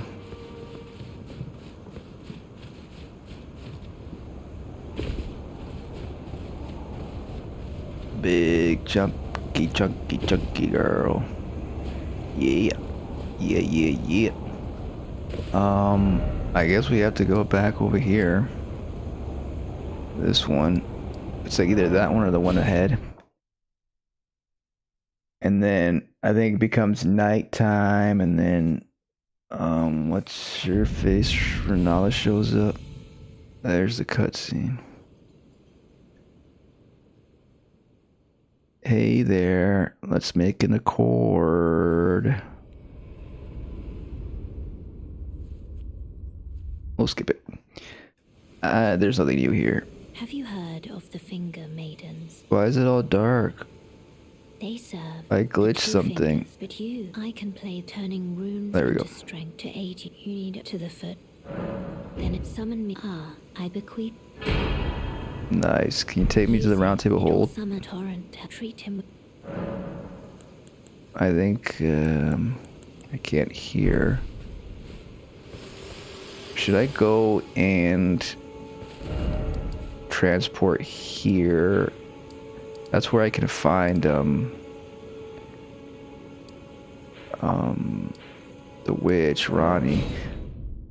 One of these graces is where you can go to the round table hold. It might be inside Stormvale. But maybe this one. There we go. I think this is the closest you can get to I've been to get to the round table hold. The quickest you can get to the round table hold. There is but one I can take you. Gathering place. Very well. Let my hand.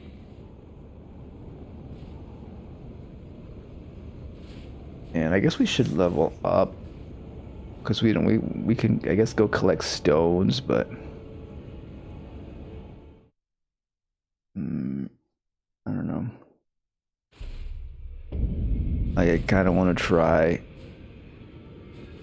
and defeat this guy here to get the Thunderstone. Should we put it all in Vigor? We could go all Vigor for now.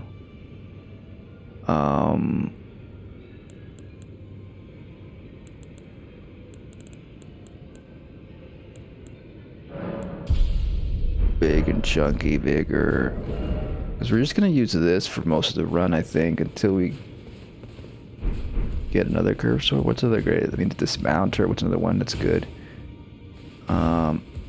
I wish I could buy some stones to upgrade. I mean, we can quickly get some stones.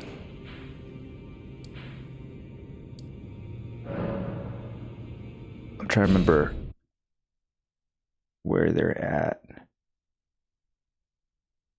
I take a certain route where I pick up stones on the way. I think there's actually a stone around here. Or I think they also... No, this is just a pebble or something. Yeah, a rune fragment.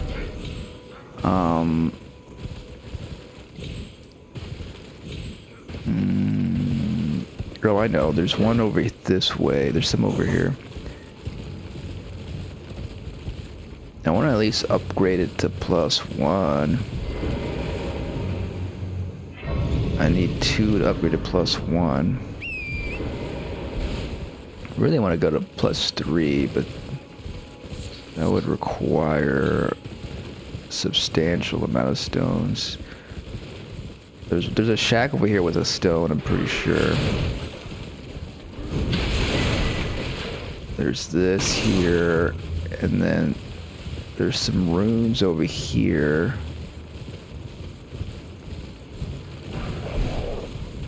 Now the thing is, I don't want to trigger the invasion down this way right now.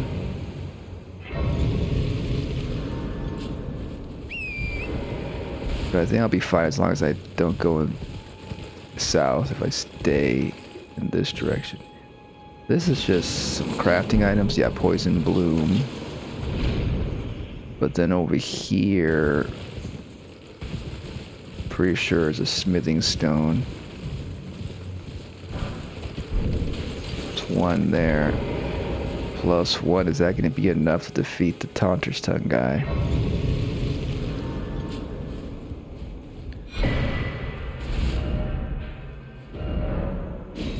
We'll give it a go. Give it a go. My little face isn't moving. I gotta restart it, I guess. That happens too often. But not that often, really. Anyways,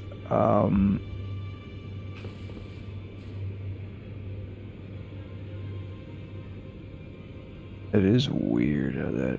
Okay, there we go.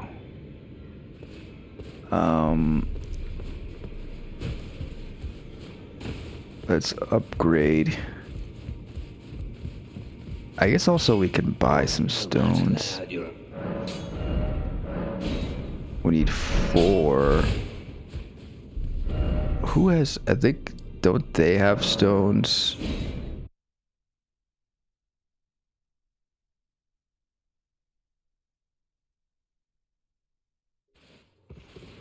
Oh yeah, Ronnie. May I have a word? A play and the word I'd heard turned upon the talk thou art but call forth. I was instructed by Torrent. Tis the best. Very good, thank you. Okay, bye. Forgive mine intrusion, Tarnished. I doubt we shall again meet. Oh. But all the same, learn well the lands between. How long will it be, I wonder, before the Tarnished tire of obeisance? I still have to grab some more stuff from this merchant. I'd like to mark what I gotta grab still. Like, I know there's a stone over here somewhere. It's a somber stone. There's like more stuff over here I gotta explore. But that's for like off stream later. I don't want to linger too much here. Wait, well, you're... Shit. Who has the stones? Goodbye. Other freaking characters have stones. But I should spend my runes. I like to have... I mean, I should grab these. I like to have this stuff. Goodbye. Let's craft a couple of these.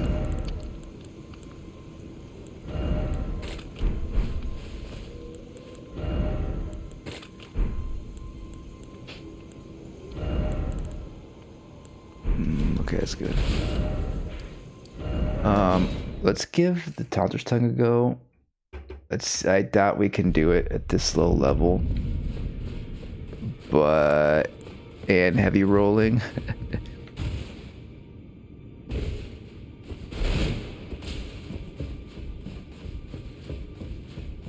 But I like to get it as quick as I can, as soon as possible. Sometimes I take my time and really take down Albert and, you know, after an hour or so fighting them.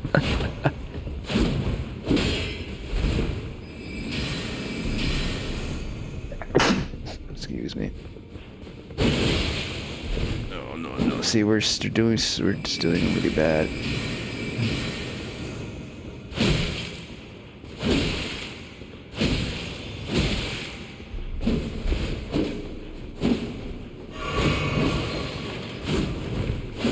Actually, it's doable. I don't know if I'll be able to do it now, but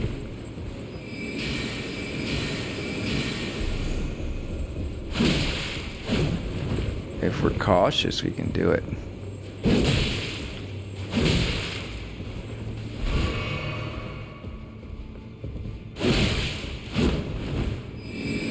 This is a pretty good starter weapon for sure. Okay. This fucking heavy rolling, dude. But I'm sure I can do this in a few tries. But let's switch over to the other character, the other class, just to give it a go. Let's wait. Can you look? No, you can't. I thought for a second you could see through the mask, through the helmet a little bit. You can a little bit look through it. Yeah, I'm gonna work on this character some more, and not quite sure where they'll end up. They're definitely gonna be melee focused. They're definitely gonna be strength focused most likely, right? And have heavy armor. It's gonna be my heavy armor character. I don't really have much of those. A lot of my characters, I do have some amount of strength characters, but it's usually they usually don't have bulky armor. I have a Horaloo character that's fun, but they're like Horaloo and some other ones. But let's get into the other class. Level 18. Level 18 now.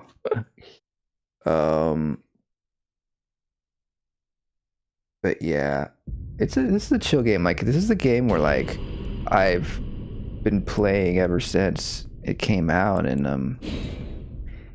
don't really get tired of it. You know, I take I take breaks. You know, I don't play it constantly, but I get in certain rhythms where I play it often. So that's their Oba Ra. That's their strength character. That's our heavy knight. And now we're gonna do the Idus knight. Just a little bit. We'll probably won't go that. Won't play too much with them. So what's a good name for this one?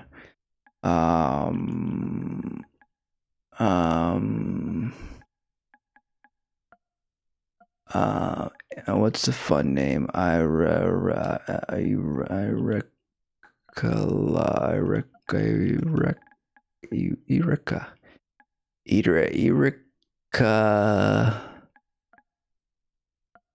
Erica Gwyn. That's a good name. That could be a fantasy author.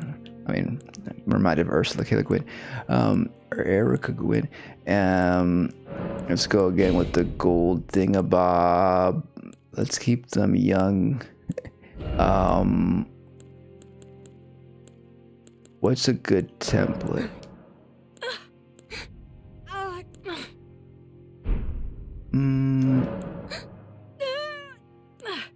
No, voice one is fine. Base template. True Seeker, Aristocrat. I feel like I like the Truth Seeker for the base facial structure. I feel like I like to work with that one a lot.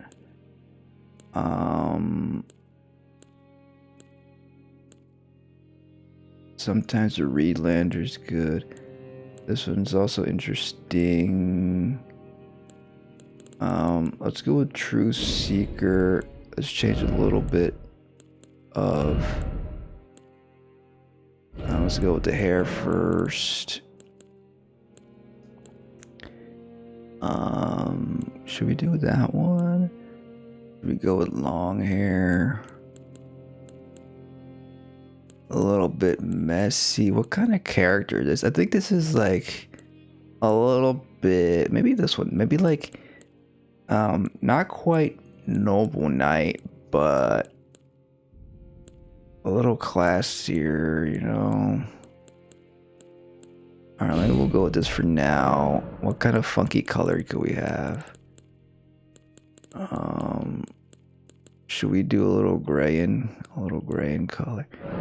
Or we can do something quite funky. Something like that, you know. I only have a lot of purple hair color characters now I think about it. That might be good for now. Of course, we're gonna adjust this later. Oh, what the fuck?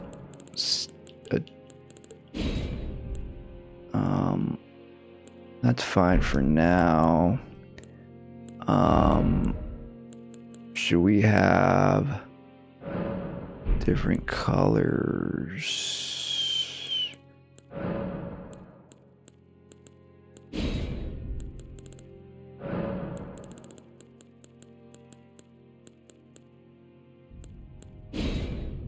Red and green. That's interesting. Maybe a little darker. Something like that. That's interesting, yeah. We're not gonna adjust too much of the face there. Again, we're gonna adjust this later. Maybe we'll go with standard for this one. And get a little chunkier legs there. Maybe a little chunkier, little fuller, not chunkier.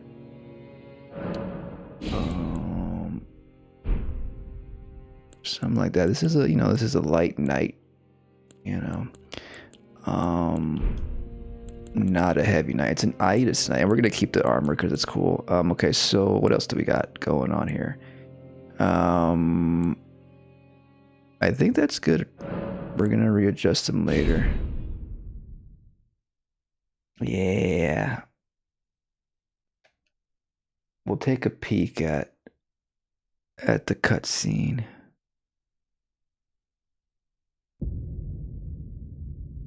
Not this one. Okay, later. There we go. Idus Knight, everyone's favorite new class. Can we beat the grafted scion? Can we do it? I doubt it. But we have a shield. Does this shield have 100% physical? Wow. Could this be the best starting class? They have like 11 intelligent. Wait, no. 11 faith. I guess they're like sort of paladin.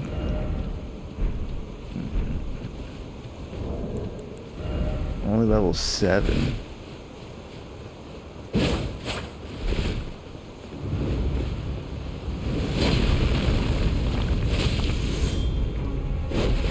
Let's be a little cautious here.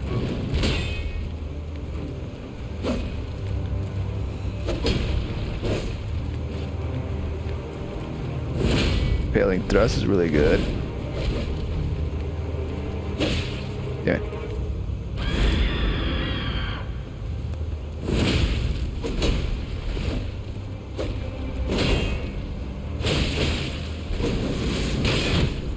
Damn. Okay, looks like we're not gonna make it. Nope. Yeah.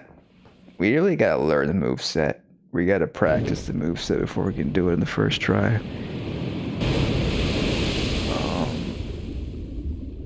Splashly splash. Welcome to the lands between.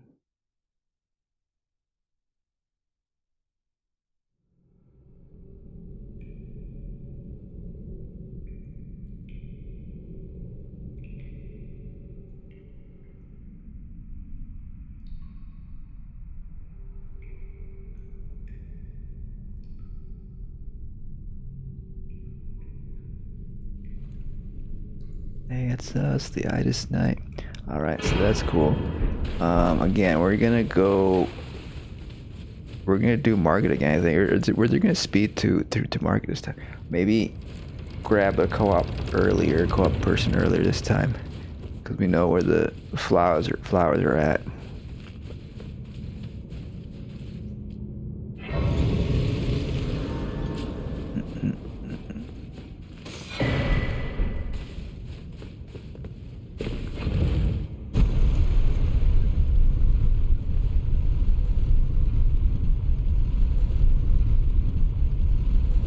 Cool. We got the light Greatsword.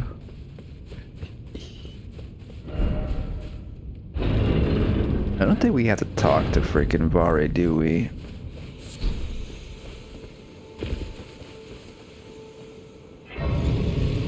I don't even talk to him, I don't think. We have to come back for an email later.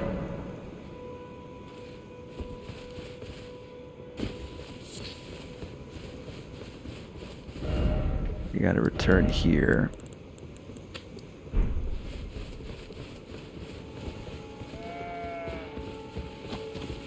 Let's grab some flowers on the way to the grace over here.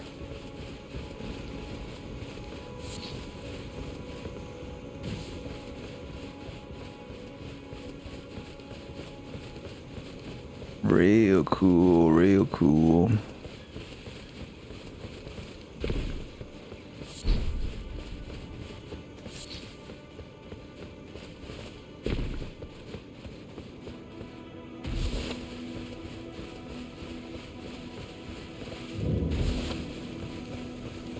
Oh, we probably need these runes over here.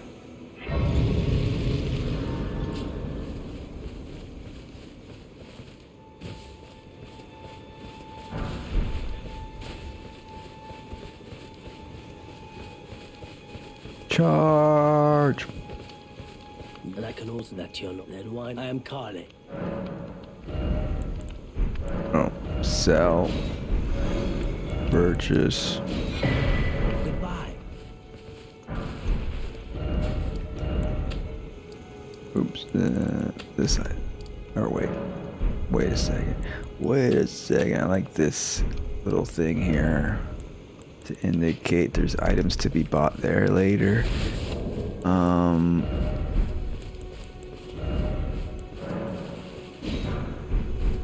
Is there anyone here?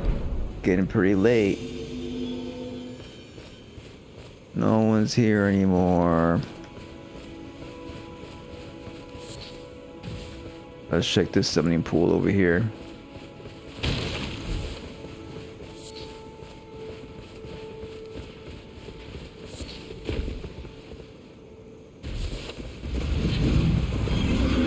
Go away.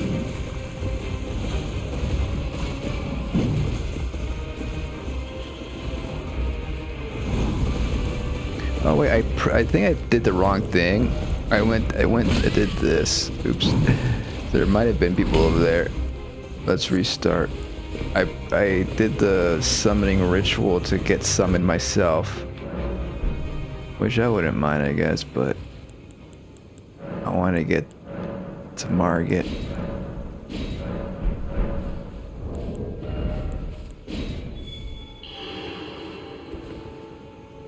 Let's see who's here. This is a heavy knight. 2 heavy knights. A green heavy knight. A katana person. Witchfinder.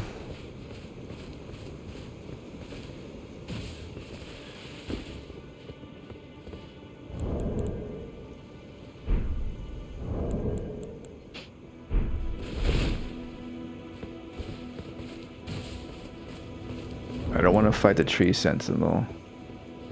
I'm not such a noob to do that. 2 heavy knights are gonna protect me.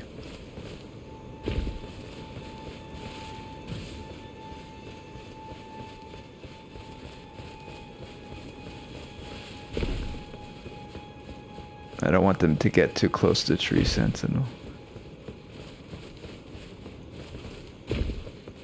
We're pretty much gonna do the same run we did with the heavy knight.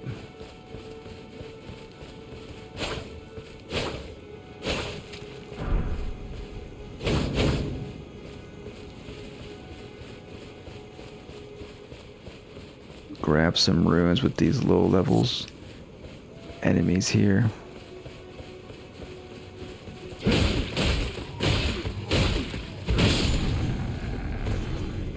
Beautiful move set. Come on, big ones. Big ones.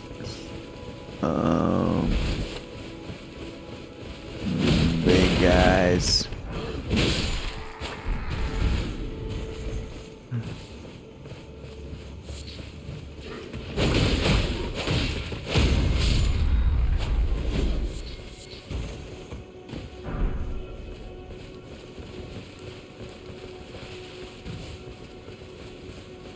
I did upgrade my flask, so we got 4 this time.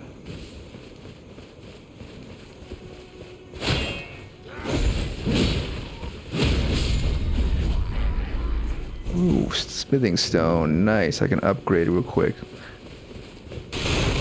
before Margit, if I end up dying and I have to redo it, because we're gonna go to Margit here in a second.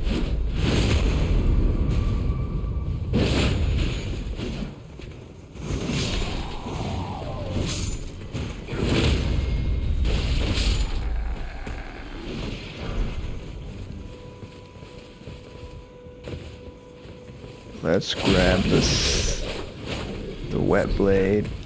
That's a must. Oh, I should heal.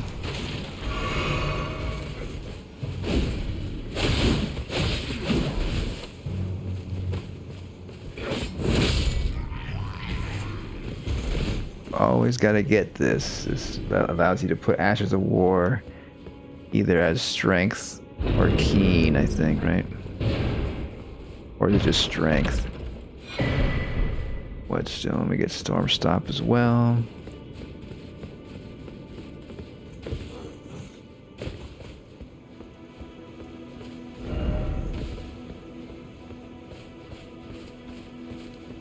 Where'd they go? Oh.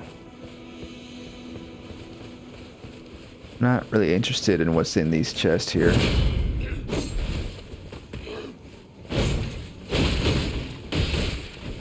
What are they doing? Just fisting. Just fisting. Ooh, another stone. I don't want that. It's like a flail, I think. Could be a Greatsword.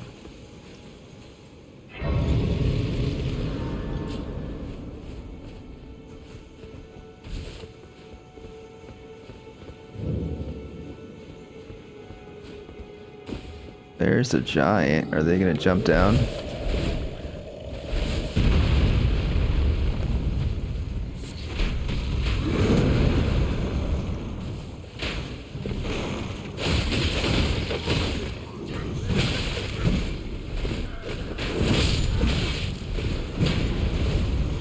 Damn.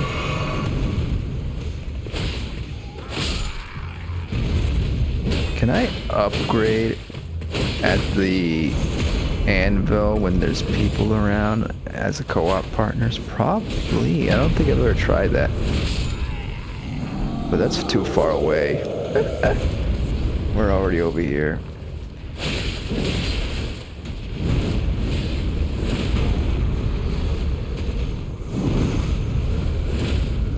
I'm missing.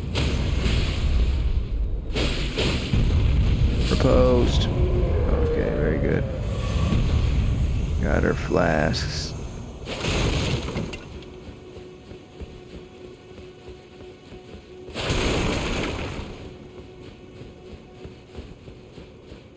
Charge.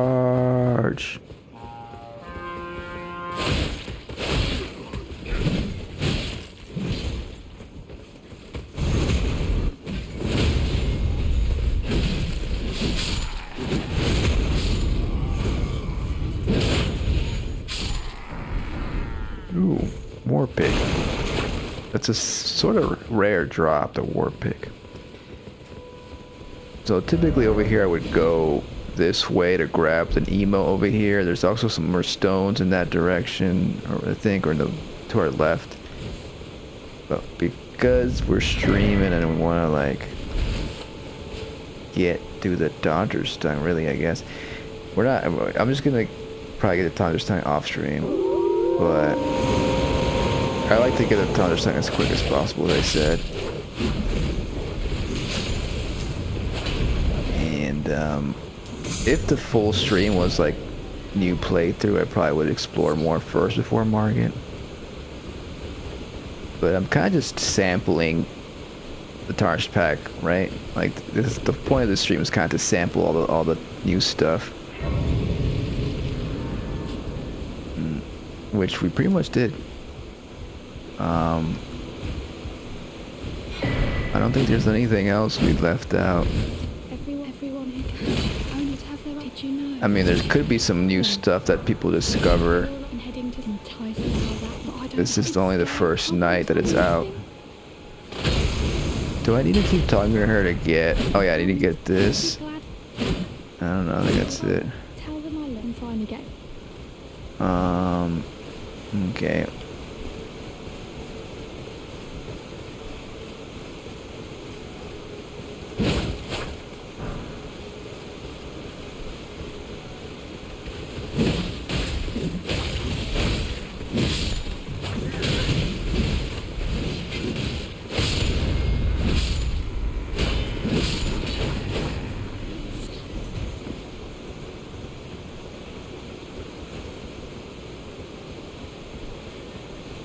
Let's try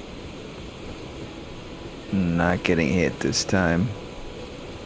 The key is to like lure it the opposite way, like come in from this angle so we don't trigger. Let's see if we can sneak in this way.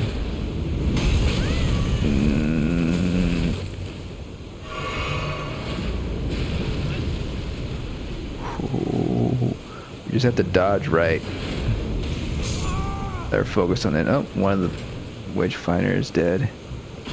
I wanted both of, oh fuck. It hit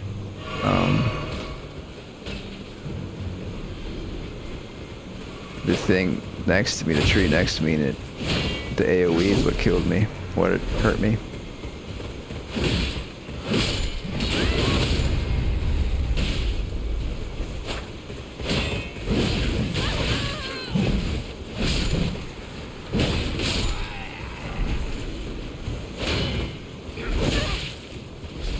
Damn, we're running out. We need to refill our flask, so we have to kill all these people, I think, in order to refill our flasks.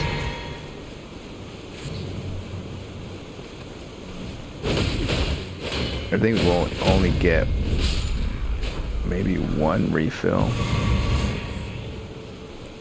Okay, we got 3. That's could be enough. You think that'll be enough? 3 flasks plus 0 weapon. Summon somebody else in.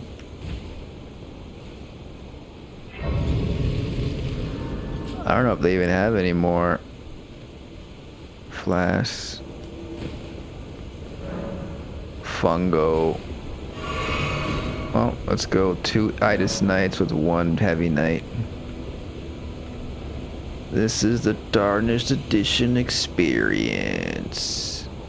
The new starting classes. We got our new weapons, our new armor. We did some invasions with the new stuff. We ran around with new Torrent skins. Foul tarnished. Who you calling foul? You're stinky. You're the stinky one.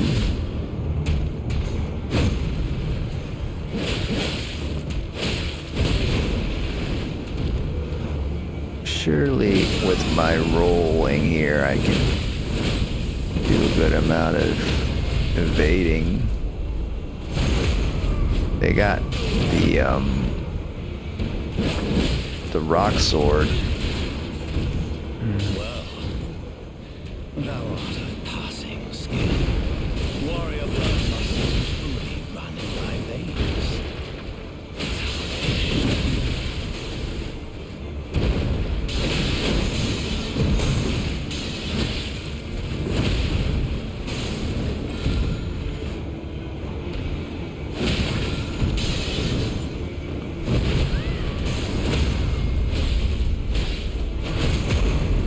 I think we can do this.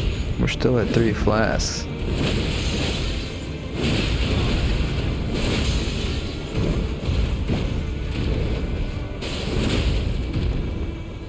And impaling thrust is really good. Yeah. Dan ran out of flasks. Fong 06 has already.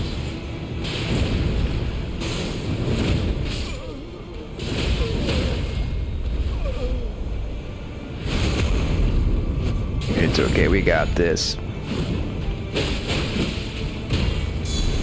Nope, too far away.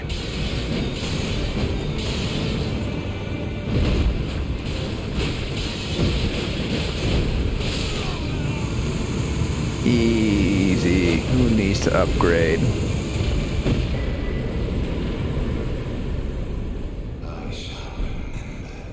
We don't need no levels. We don't need no freaking weapon upgrades.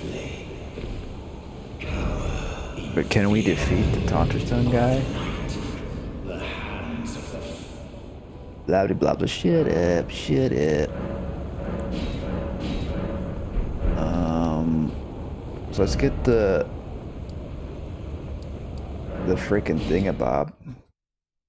Now the thing is, I'm pretty sure we can still get invaded with Tarnished because there's a bunch of other bosses in the world here in this Limgrave, right? So it's fine if we killed Margit.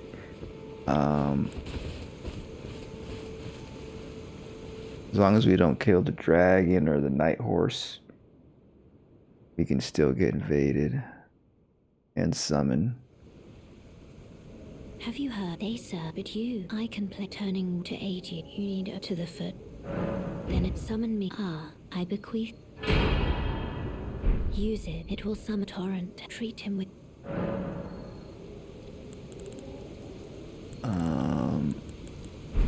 I want to use my runes to upgrade the weapon, and I'll probably put level up vigor again. I'm not sure what this one. I'm not sure where I want to take this build yet, because we could go like magic or faith route. Truly does guide you. And I think that's what we'll probably do. The challenge that entails Like melee faith build. Had your measure from the very start, whereas I merely there is, but I can take gathering. I already have like a Needle Knight character that's like a faith dex build that has long great swords, or light great swords. So I want to do exactly that build again. I might just do maybe a version of that build, a bit lower level, because I took that one already to like plus 100. I could do that with this one. We'll see. So we're here. We have enough to upgrade this. At least +1, right? Yeah, +1. And then should we level up?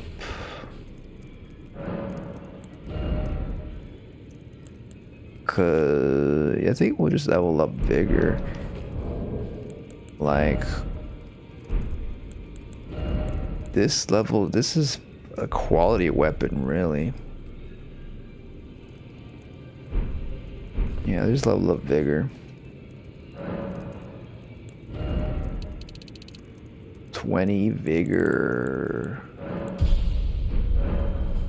Level 17, not quite 18. Pretty close. The other character we got to level 18 in less than 30 minutes or so. 20 minutes. We were pretty much. That's pretty good. Pretty good. Pretty good. We just got to get rid of these runes here. Let's add this first. We grab one of these things. Grab one of these things. Really what we need is let's go back and grab some bombs.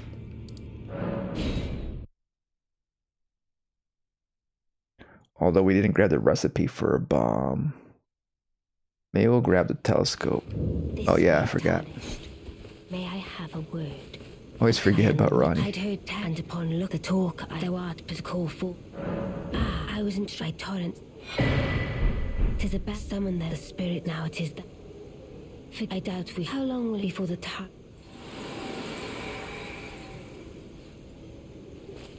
Very good, very good. Well, you're back. We get a telescope, we get 2 of these. Goodbye for now. What could we craft? I guess we could actually craft the fire. Or maybe we did get the firebomb recipe. What is? This is definitely more beneficial to get now.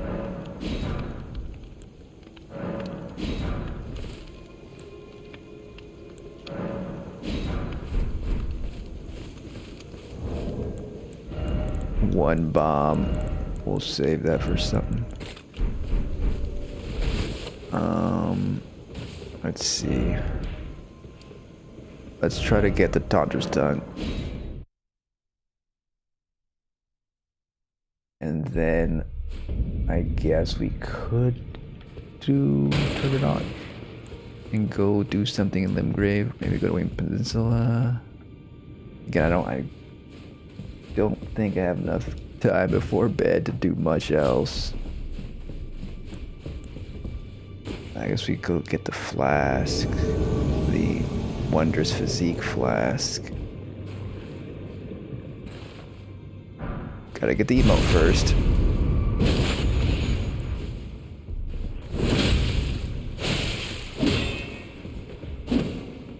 They got the sight so they can go through my shield.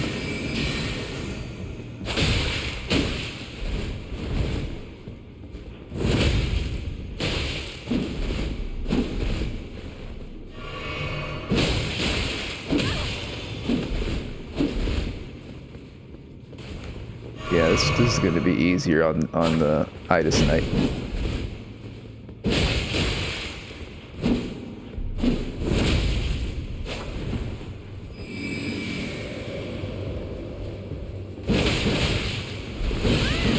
Fuck. That's a very good move that is easy to die to. But I think we can do it. We just got to be careful with that move there. We got the medium roll.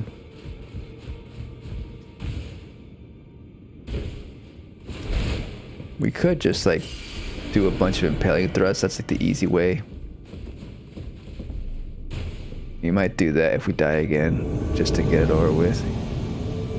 Let's do a little bit, some fancy moves before we do that.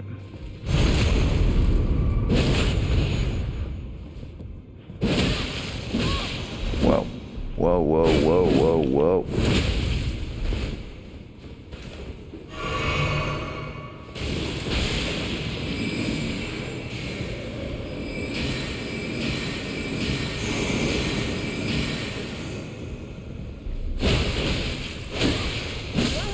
Whoa, it's the frostbite that really gets us. I was trying to do a cool jumpy attack. Alright, I think to speed things up, I think we're gonna spam Impaling Thrust. And, you know, I've become accustomed to dealing with all brick at low level, but the trick is to do running attacks and like maybe a natural war like Impaling Thrust. If you do running attacks and like go in and go out, that's an easy way to do it. You just have to be a little patient. And always get the backstab, of course.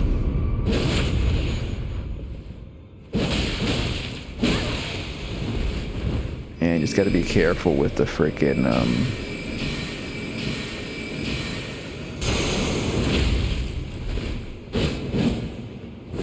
what's it called? Frost and the bleed. But if you just do something like this, I got a bunch of FP too. Just know you're spacing a bit. Just for safety, we heal up.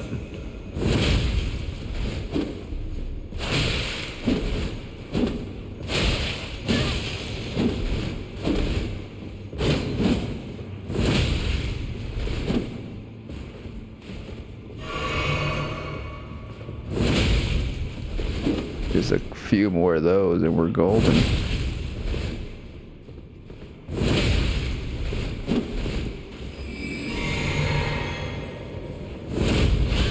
Oh, they did the jump.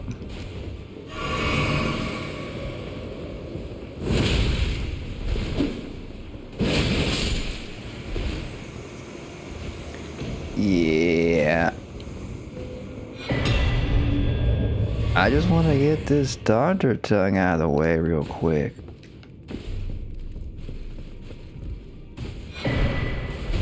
I wonder if there's going to be a lot of invaders at this level this early. I mean, there's probably going to still be a lot because, you know, there's a lot of, you know, somewhat toxic invaders who are at low levels with their high level stuff, trying to pester the newbies that are coming in. When I invade low levels, I like to focus on the summon, who often is over leveled, and a lot of times it's more just to like have fun with the newbie, maybe get them to warm up to dueling or something and learn some new stuff, and then you can just leave before you kill them, you know?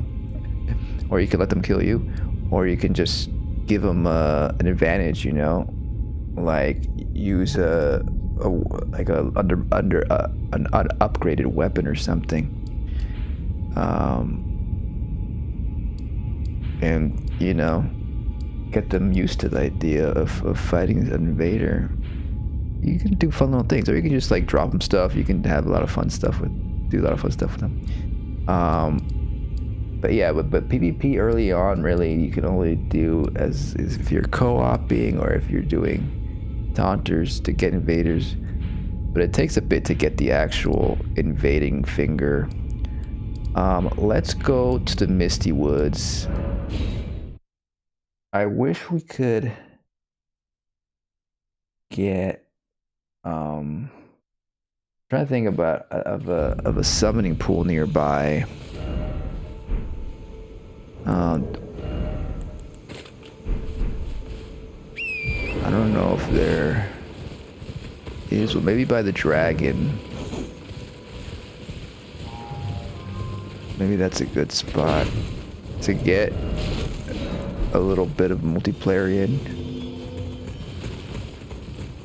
on the way to the Misty Woods.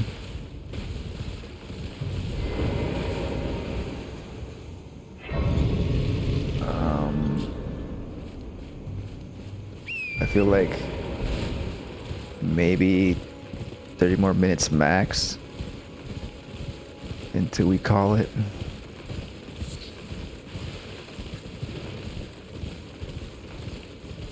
Down in Misty Woods is where we get the flask. That's something I want to get. What was I doing there? Did I do? Oh, I keep doing that. I keep pressing the wrong thing. I'm just used to doing that a lot. A friend.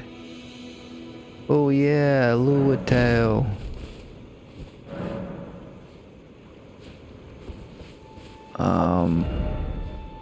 What's the quickest way? I think we go over the bridge here.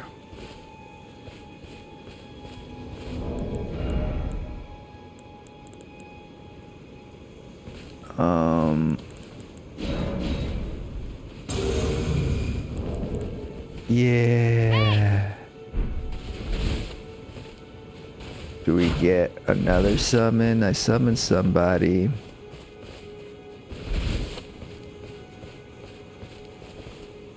Oh, I should have brought the blue thing to summon blues in as well. Just to have more chaos. They're not coming. They were wearing the new armor.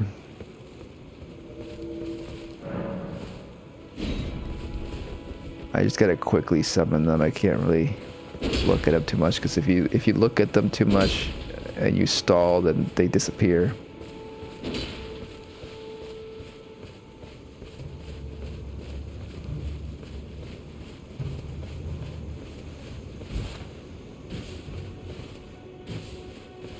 Come on.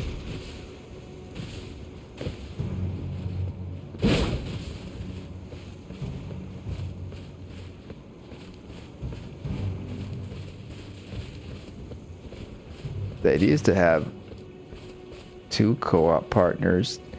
When one dies, a potential second invader can show up.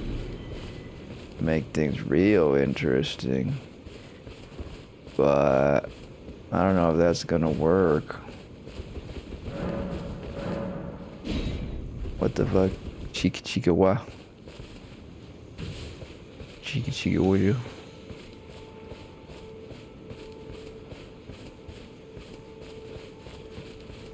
Actually, I'm curious to see if an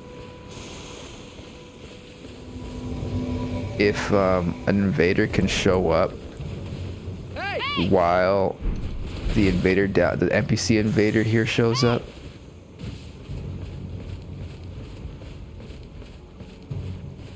Because does the NPC invader take up a slot of a regular invader? I don't think I've ever encountered an invader showing up while the NPC invader shows up.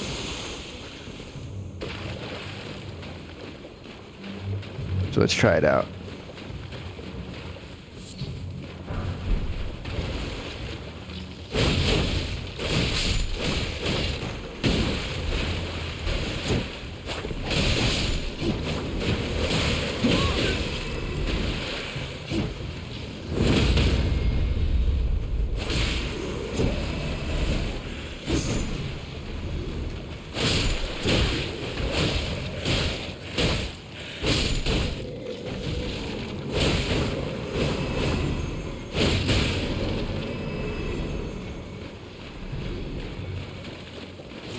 Very good, very good. Okay, so they're using regular weapons from the regular game build, the regular base game.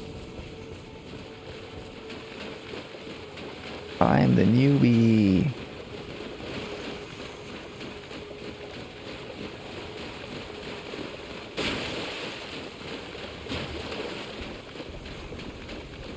Does he show up? Where's the NPC Invader? There he is. There he just... There he is. Come on, and Taunter's Tongue's active. We should get another one. Although... actually, never mind. Because I have two... Oh, I should have done it with just one co-op partner. I forgot. There's a 4-player limit. Another variant can't show up. Oh, now they can. Come on, other invaders show up. I kind of want to wait and see if another invader shows up. Oh yeah, maybe he takes up a slot. Uh-oh. Okay, now there's more of a chance. Let's see if an actual player shows up.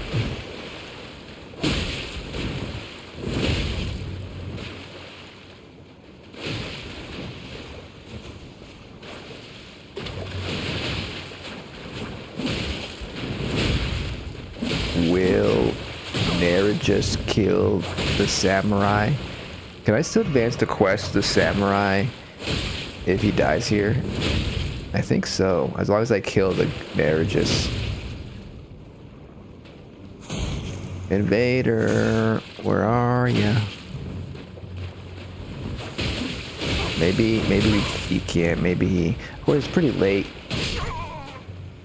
There's probably prioritizing.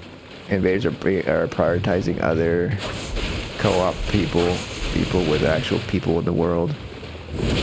But apparently someone was saying how like Taunter's Tongues makes you a priority to invaders, but I don't know if that's true.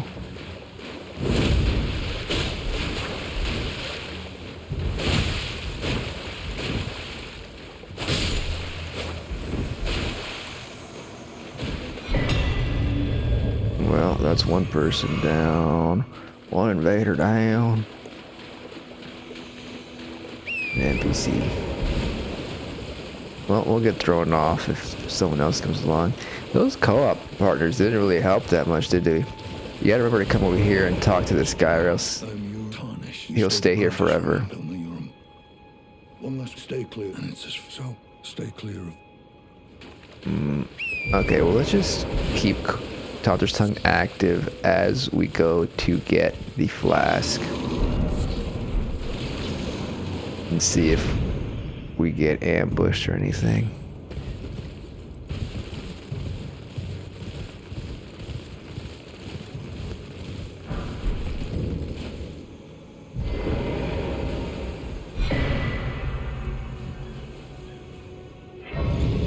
So we got 2 stones. There's still some more stones over here we gotta grab. I think there's also stone here, but on my way to that other stone I'll get that one, so I don't have to mark it.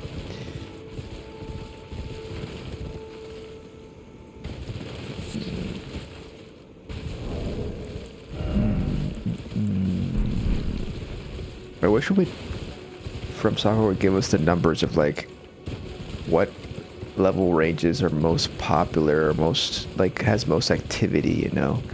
Like we do have a thing here.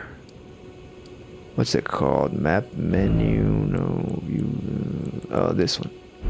This like supposedly tells you where there's activity, but I feel like it's never quite accurate. It always feels like not synced up.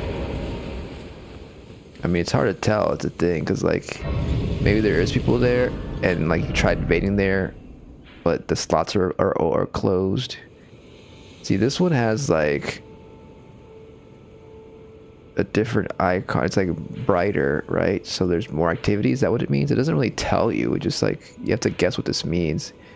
So this has most activity right here, or it could be like recently there was more activity here. Like I don't know.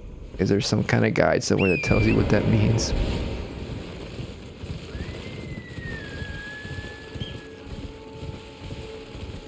Let's get her flask, and maybe we'll get a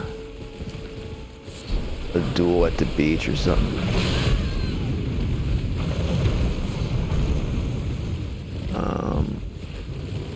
They're pushovers. Oh, maybe that's a little bit too aggressive. I think we can escape. As long as we don't get invaded right now and have to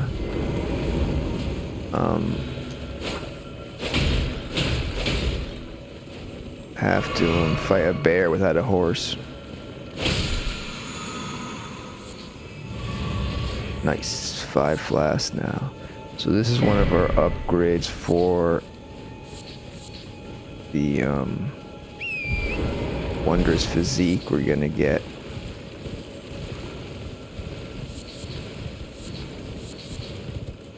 That's the way to the bottom of the world, the underworld, but we'll go there later. I guess we can go to Blythe real quick. Or let's save them for later. Let's go get the flask.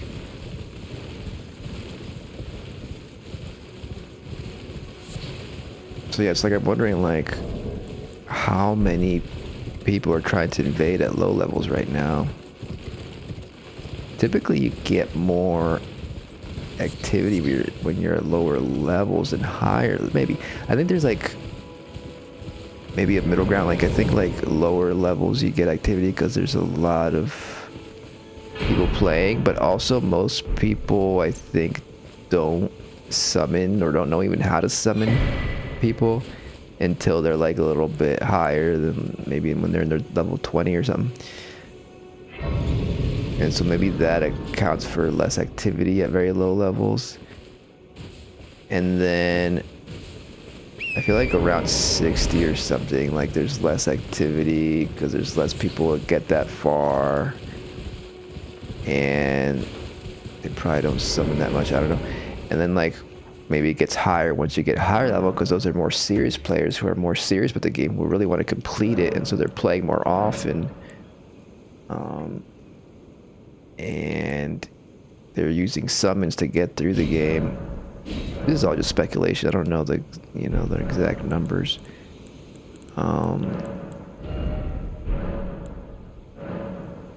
What's the thing? Oh, it's the Wondrous Physique. Wondrous Physique. This one is charge attacks. Maybe we'll do this one.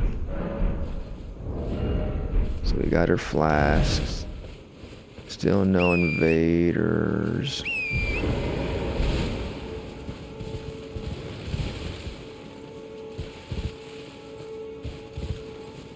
I'm wondering if they adjusted some visual settings. Like these shadows, I think, look a little worse than before. Because they definitely optimized for the Switch 2 release. So I'm wondering if they, use some of the optimization to optimize this version, which is the PS4 version. But it's hard to tell if you're not looking at footage back to back. There is a way to get up there through jumping here. I don't really need to because that item up there I don't really need with this build. They might have, that's something that they could have patched, but like there's a way to like jump up here and something like that.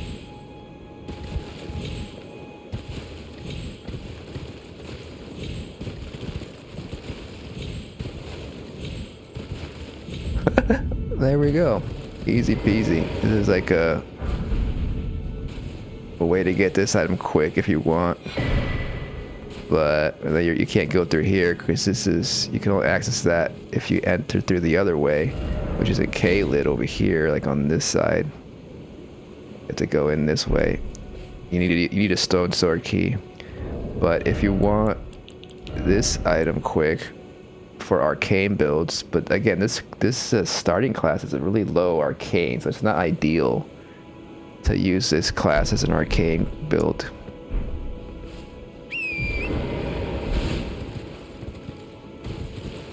And of course you could do it with Torrent only, pretty much. So if you're co-oping, you can't do that. I wish there was a Torrent skin in Limgrave. I guess Stormvale's part of Limgrave, but I guess it makes sense to start off with the basic Torrent in the first map. No one wants to play. Alright, what else could we do real quick before we end it? There's some other stuff I gotta pick up around here. Like there's an Ash of War around here. There's more, things around here. We gotta pick up, we gotta do a lot. If I was being efficient, I would grab those stuff now, but and there's also Blythe to talk to over here. There's like some items of pure sleeping pot item over here. There's more stuff this way. We could do a dungeon real quick.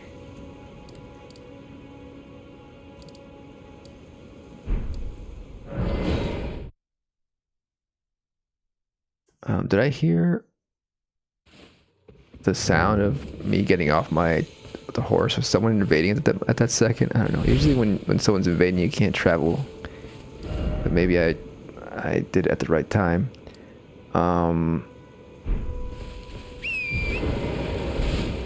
Let's do this dungeon, this catacomb. See if we can get a summon here.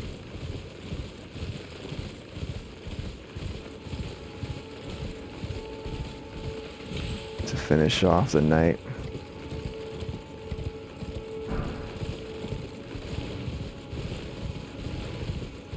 There's like one of those prattling pates or whatever, like talking heads you can get in here.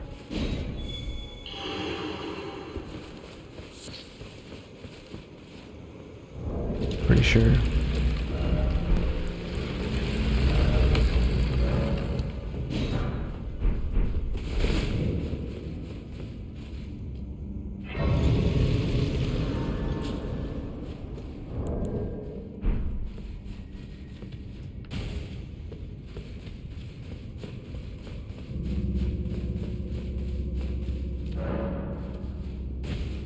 No, it disappeared.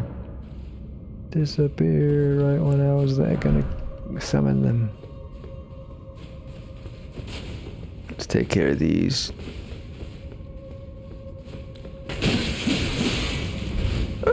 They're too quick. I'm gonna get bled out.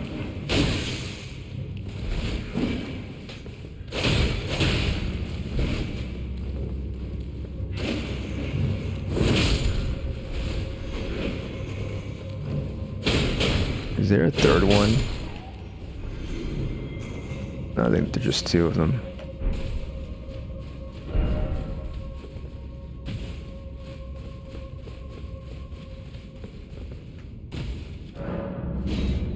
Pixel 11. So another trick to if you're not finding summon signs quick enough, similar to using the fingers back and forth to invade, you can trigger this on and off as quick as you can, and that refreshes the summoning pool, and sometimes that gets you a summon sign quicker. Hey!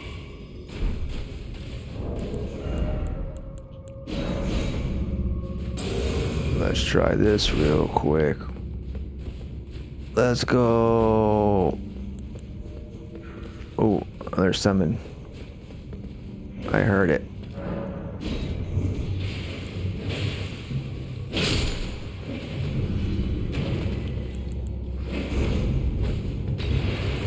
I missed.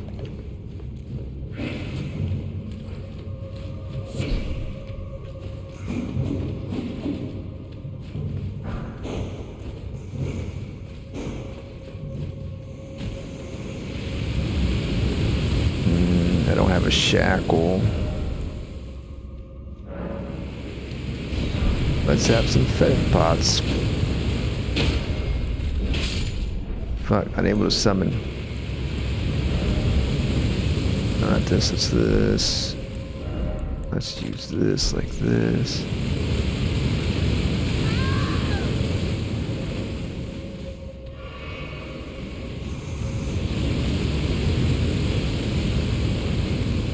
Oh, that was close. There's fire everywhere. This is the talking head. Prattling pate. Hello. Ah! Run.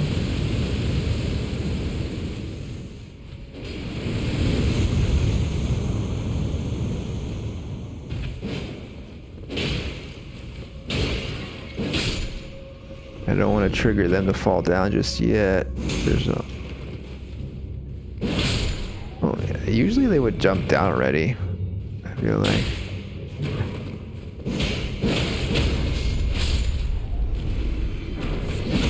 Oh shit, there's another one. Or did that one not die? I don't know.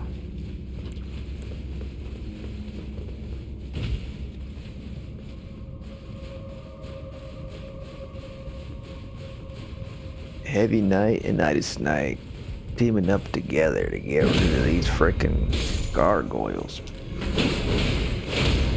And then the Gargoyle Queen Watchdog is at the end, I think.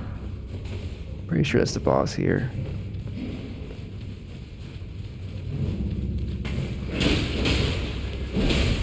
Nope, I rolled. I want to do a backstab.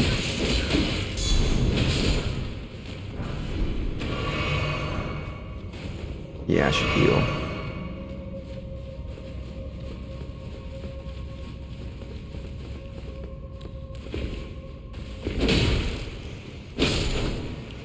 No invaders. It is past midnight where I'm at.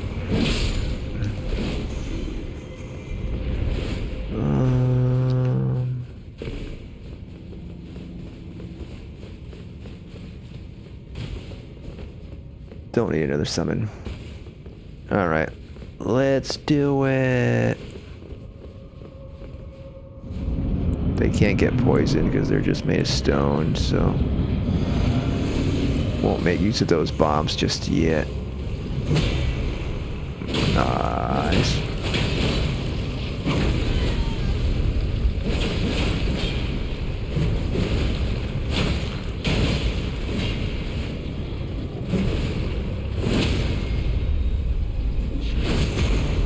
Yeah, easy peasy.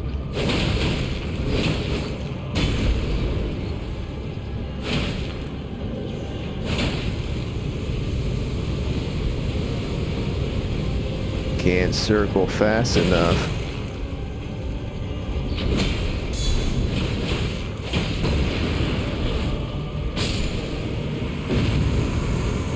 Yippee! Noble Sorcerer's Ashes. Thank you.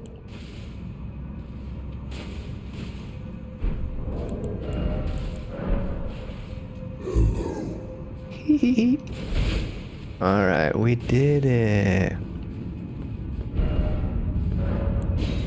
And that's the Tarnished Edition.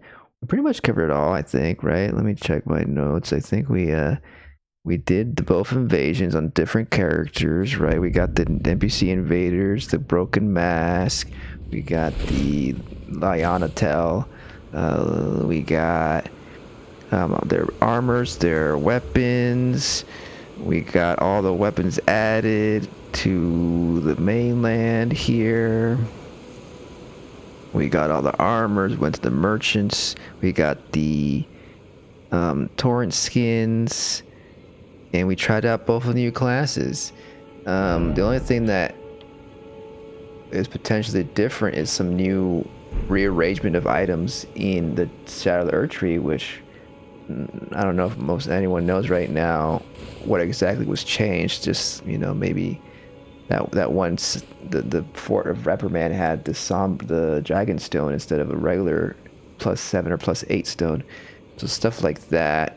But we'll discover it in time. All the new stuff, I'm sure, will be added to one of the Elden Ring wikis. But yeah, I think it's cool. You know, it's $5. It's pretty. They pretty much did this for the freaking Switch 2. You know, it's just to add a little bit of spicy stuff, a little bit of here and there, some things for the Switch release. And it was unfortunate that it took this long. They delayed the Switch release. I was hoping to get this stuff before, but better late than never, I guess.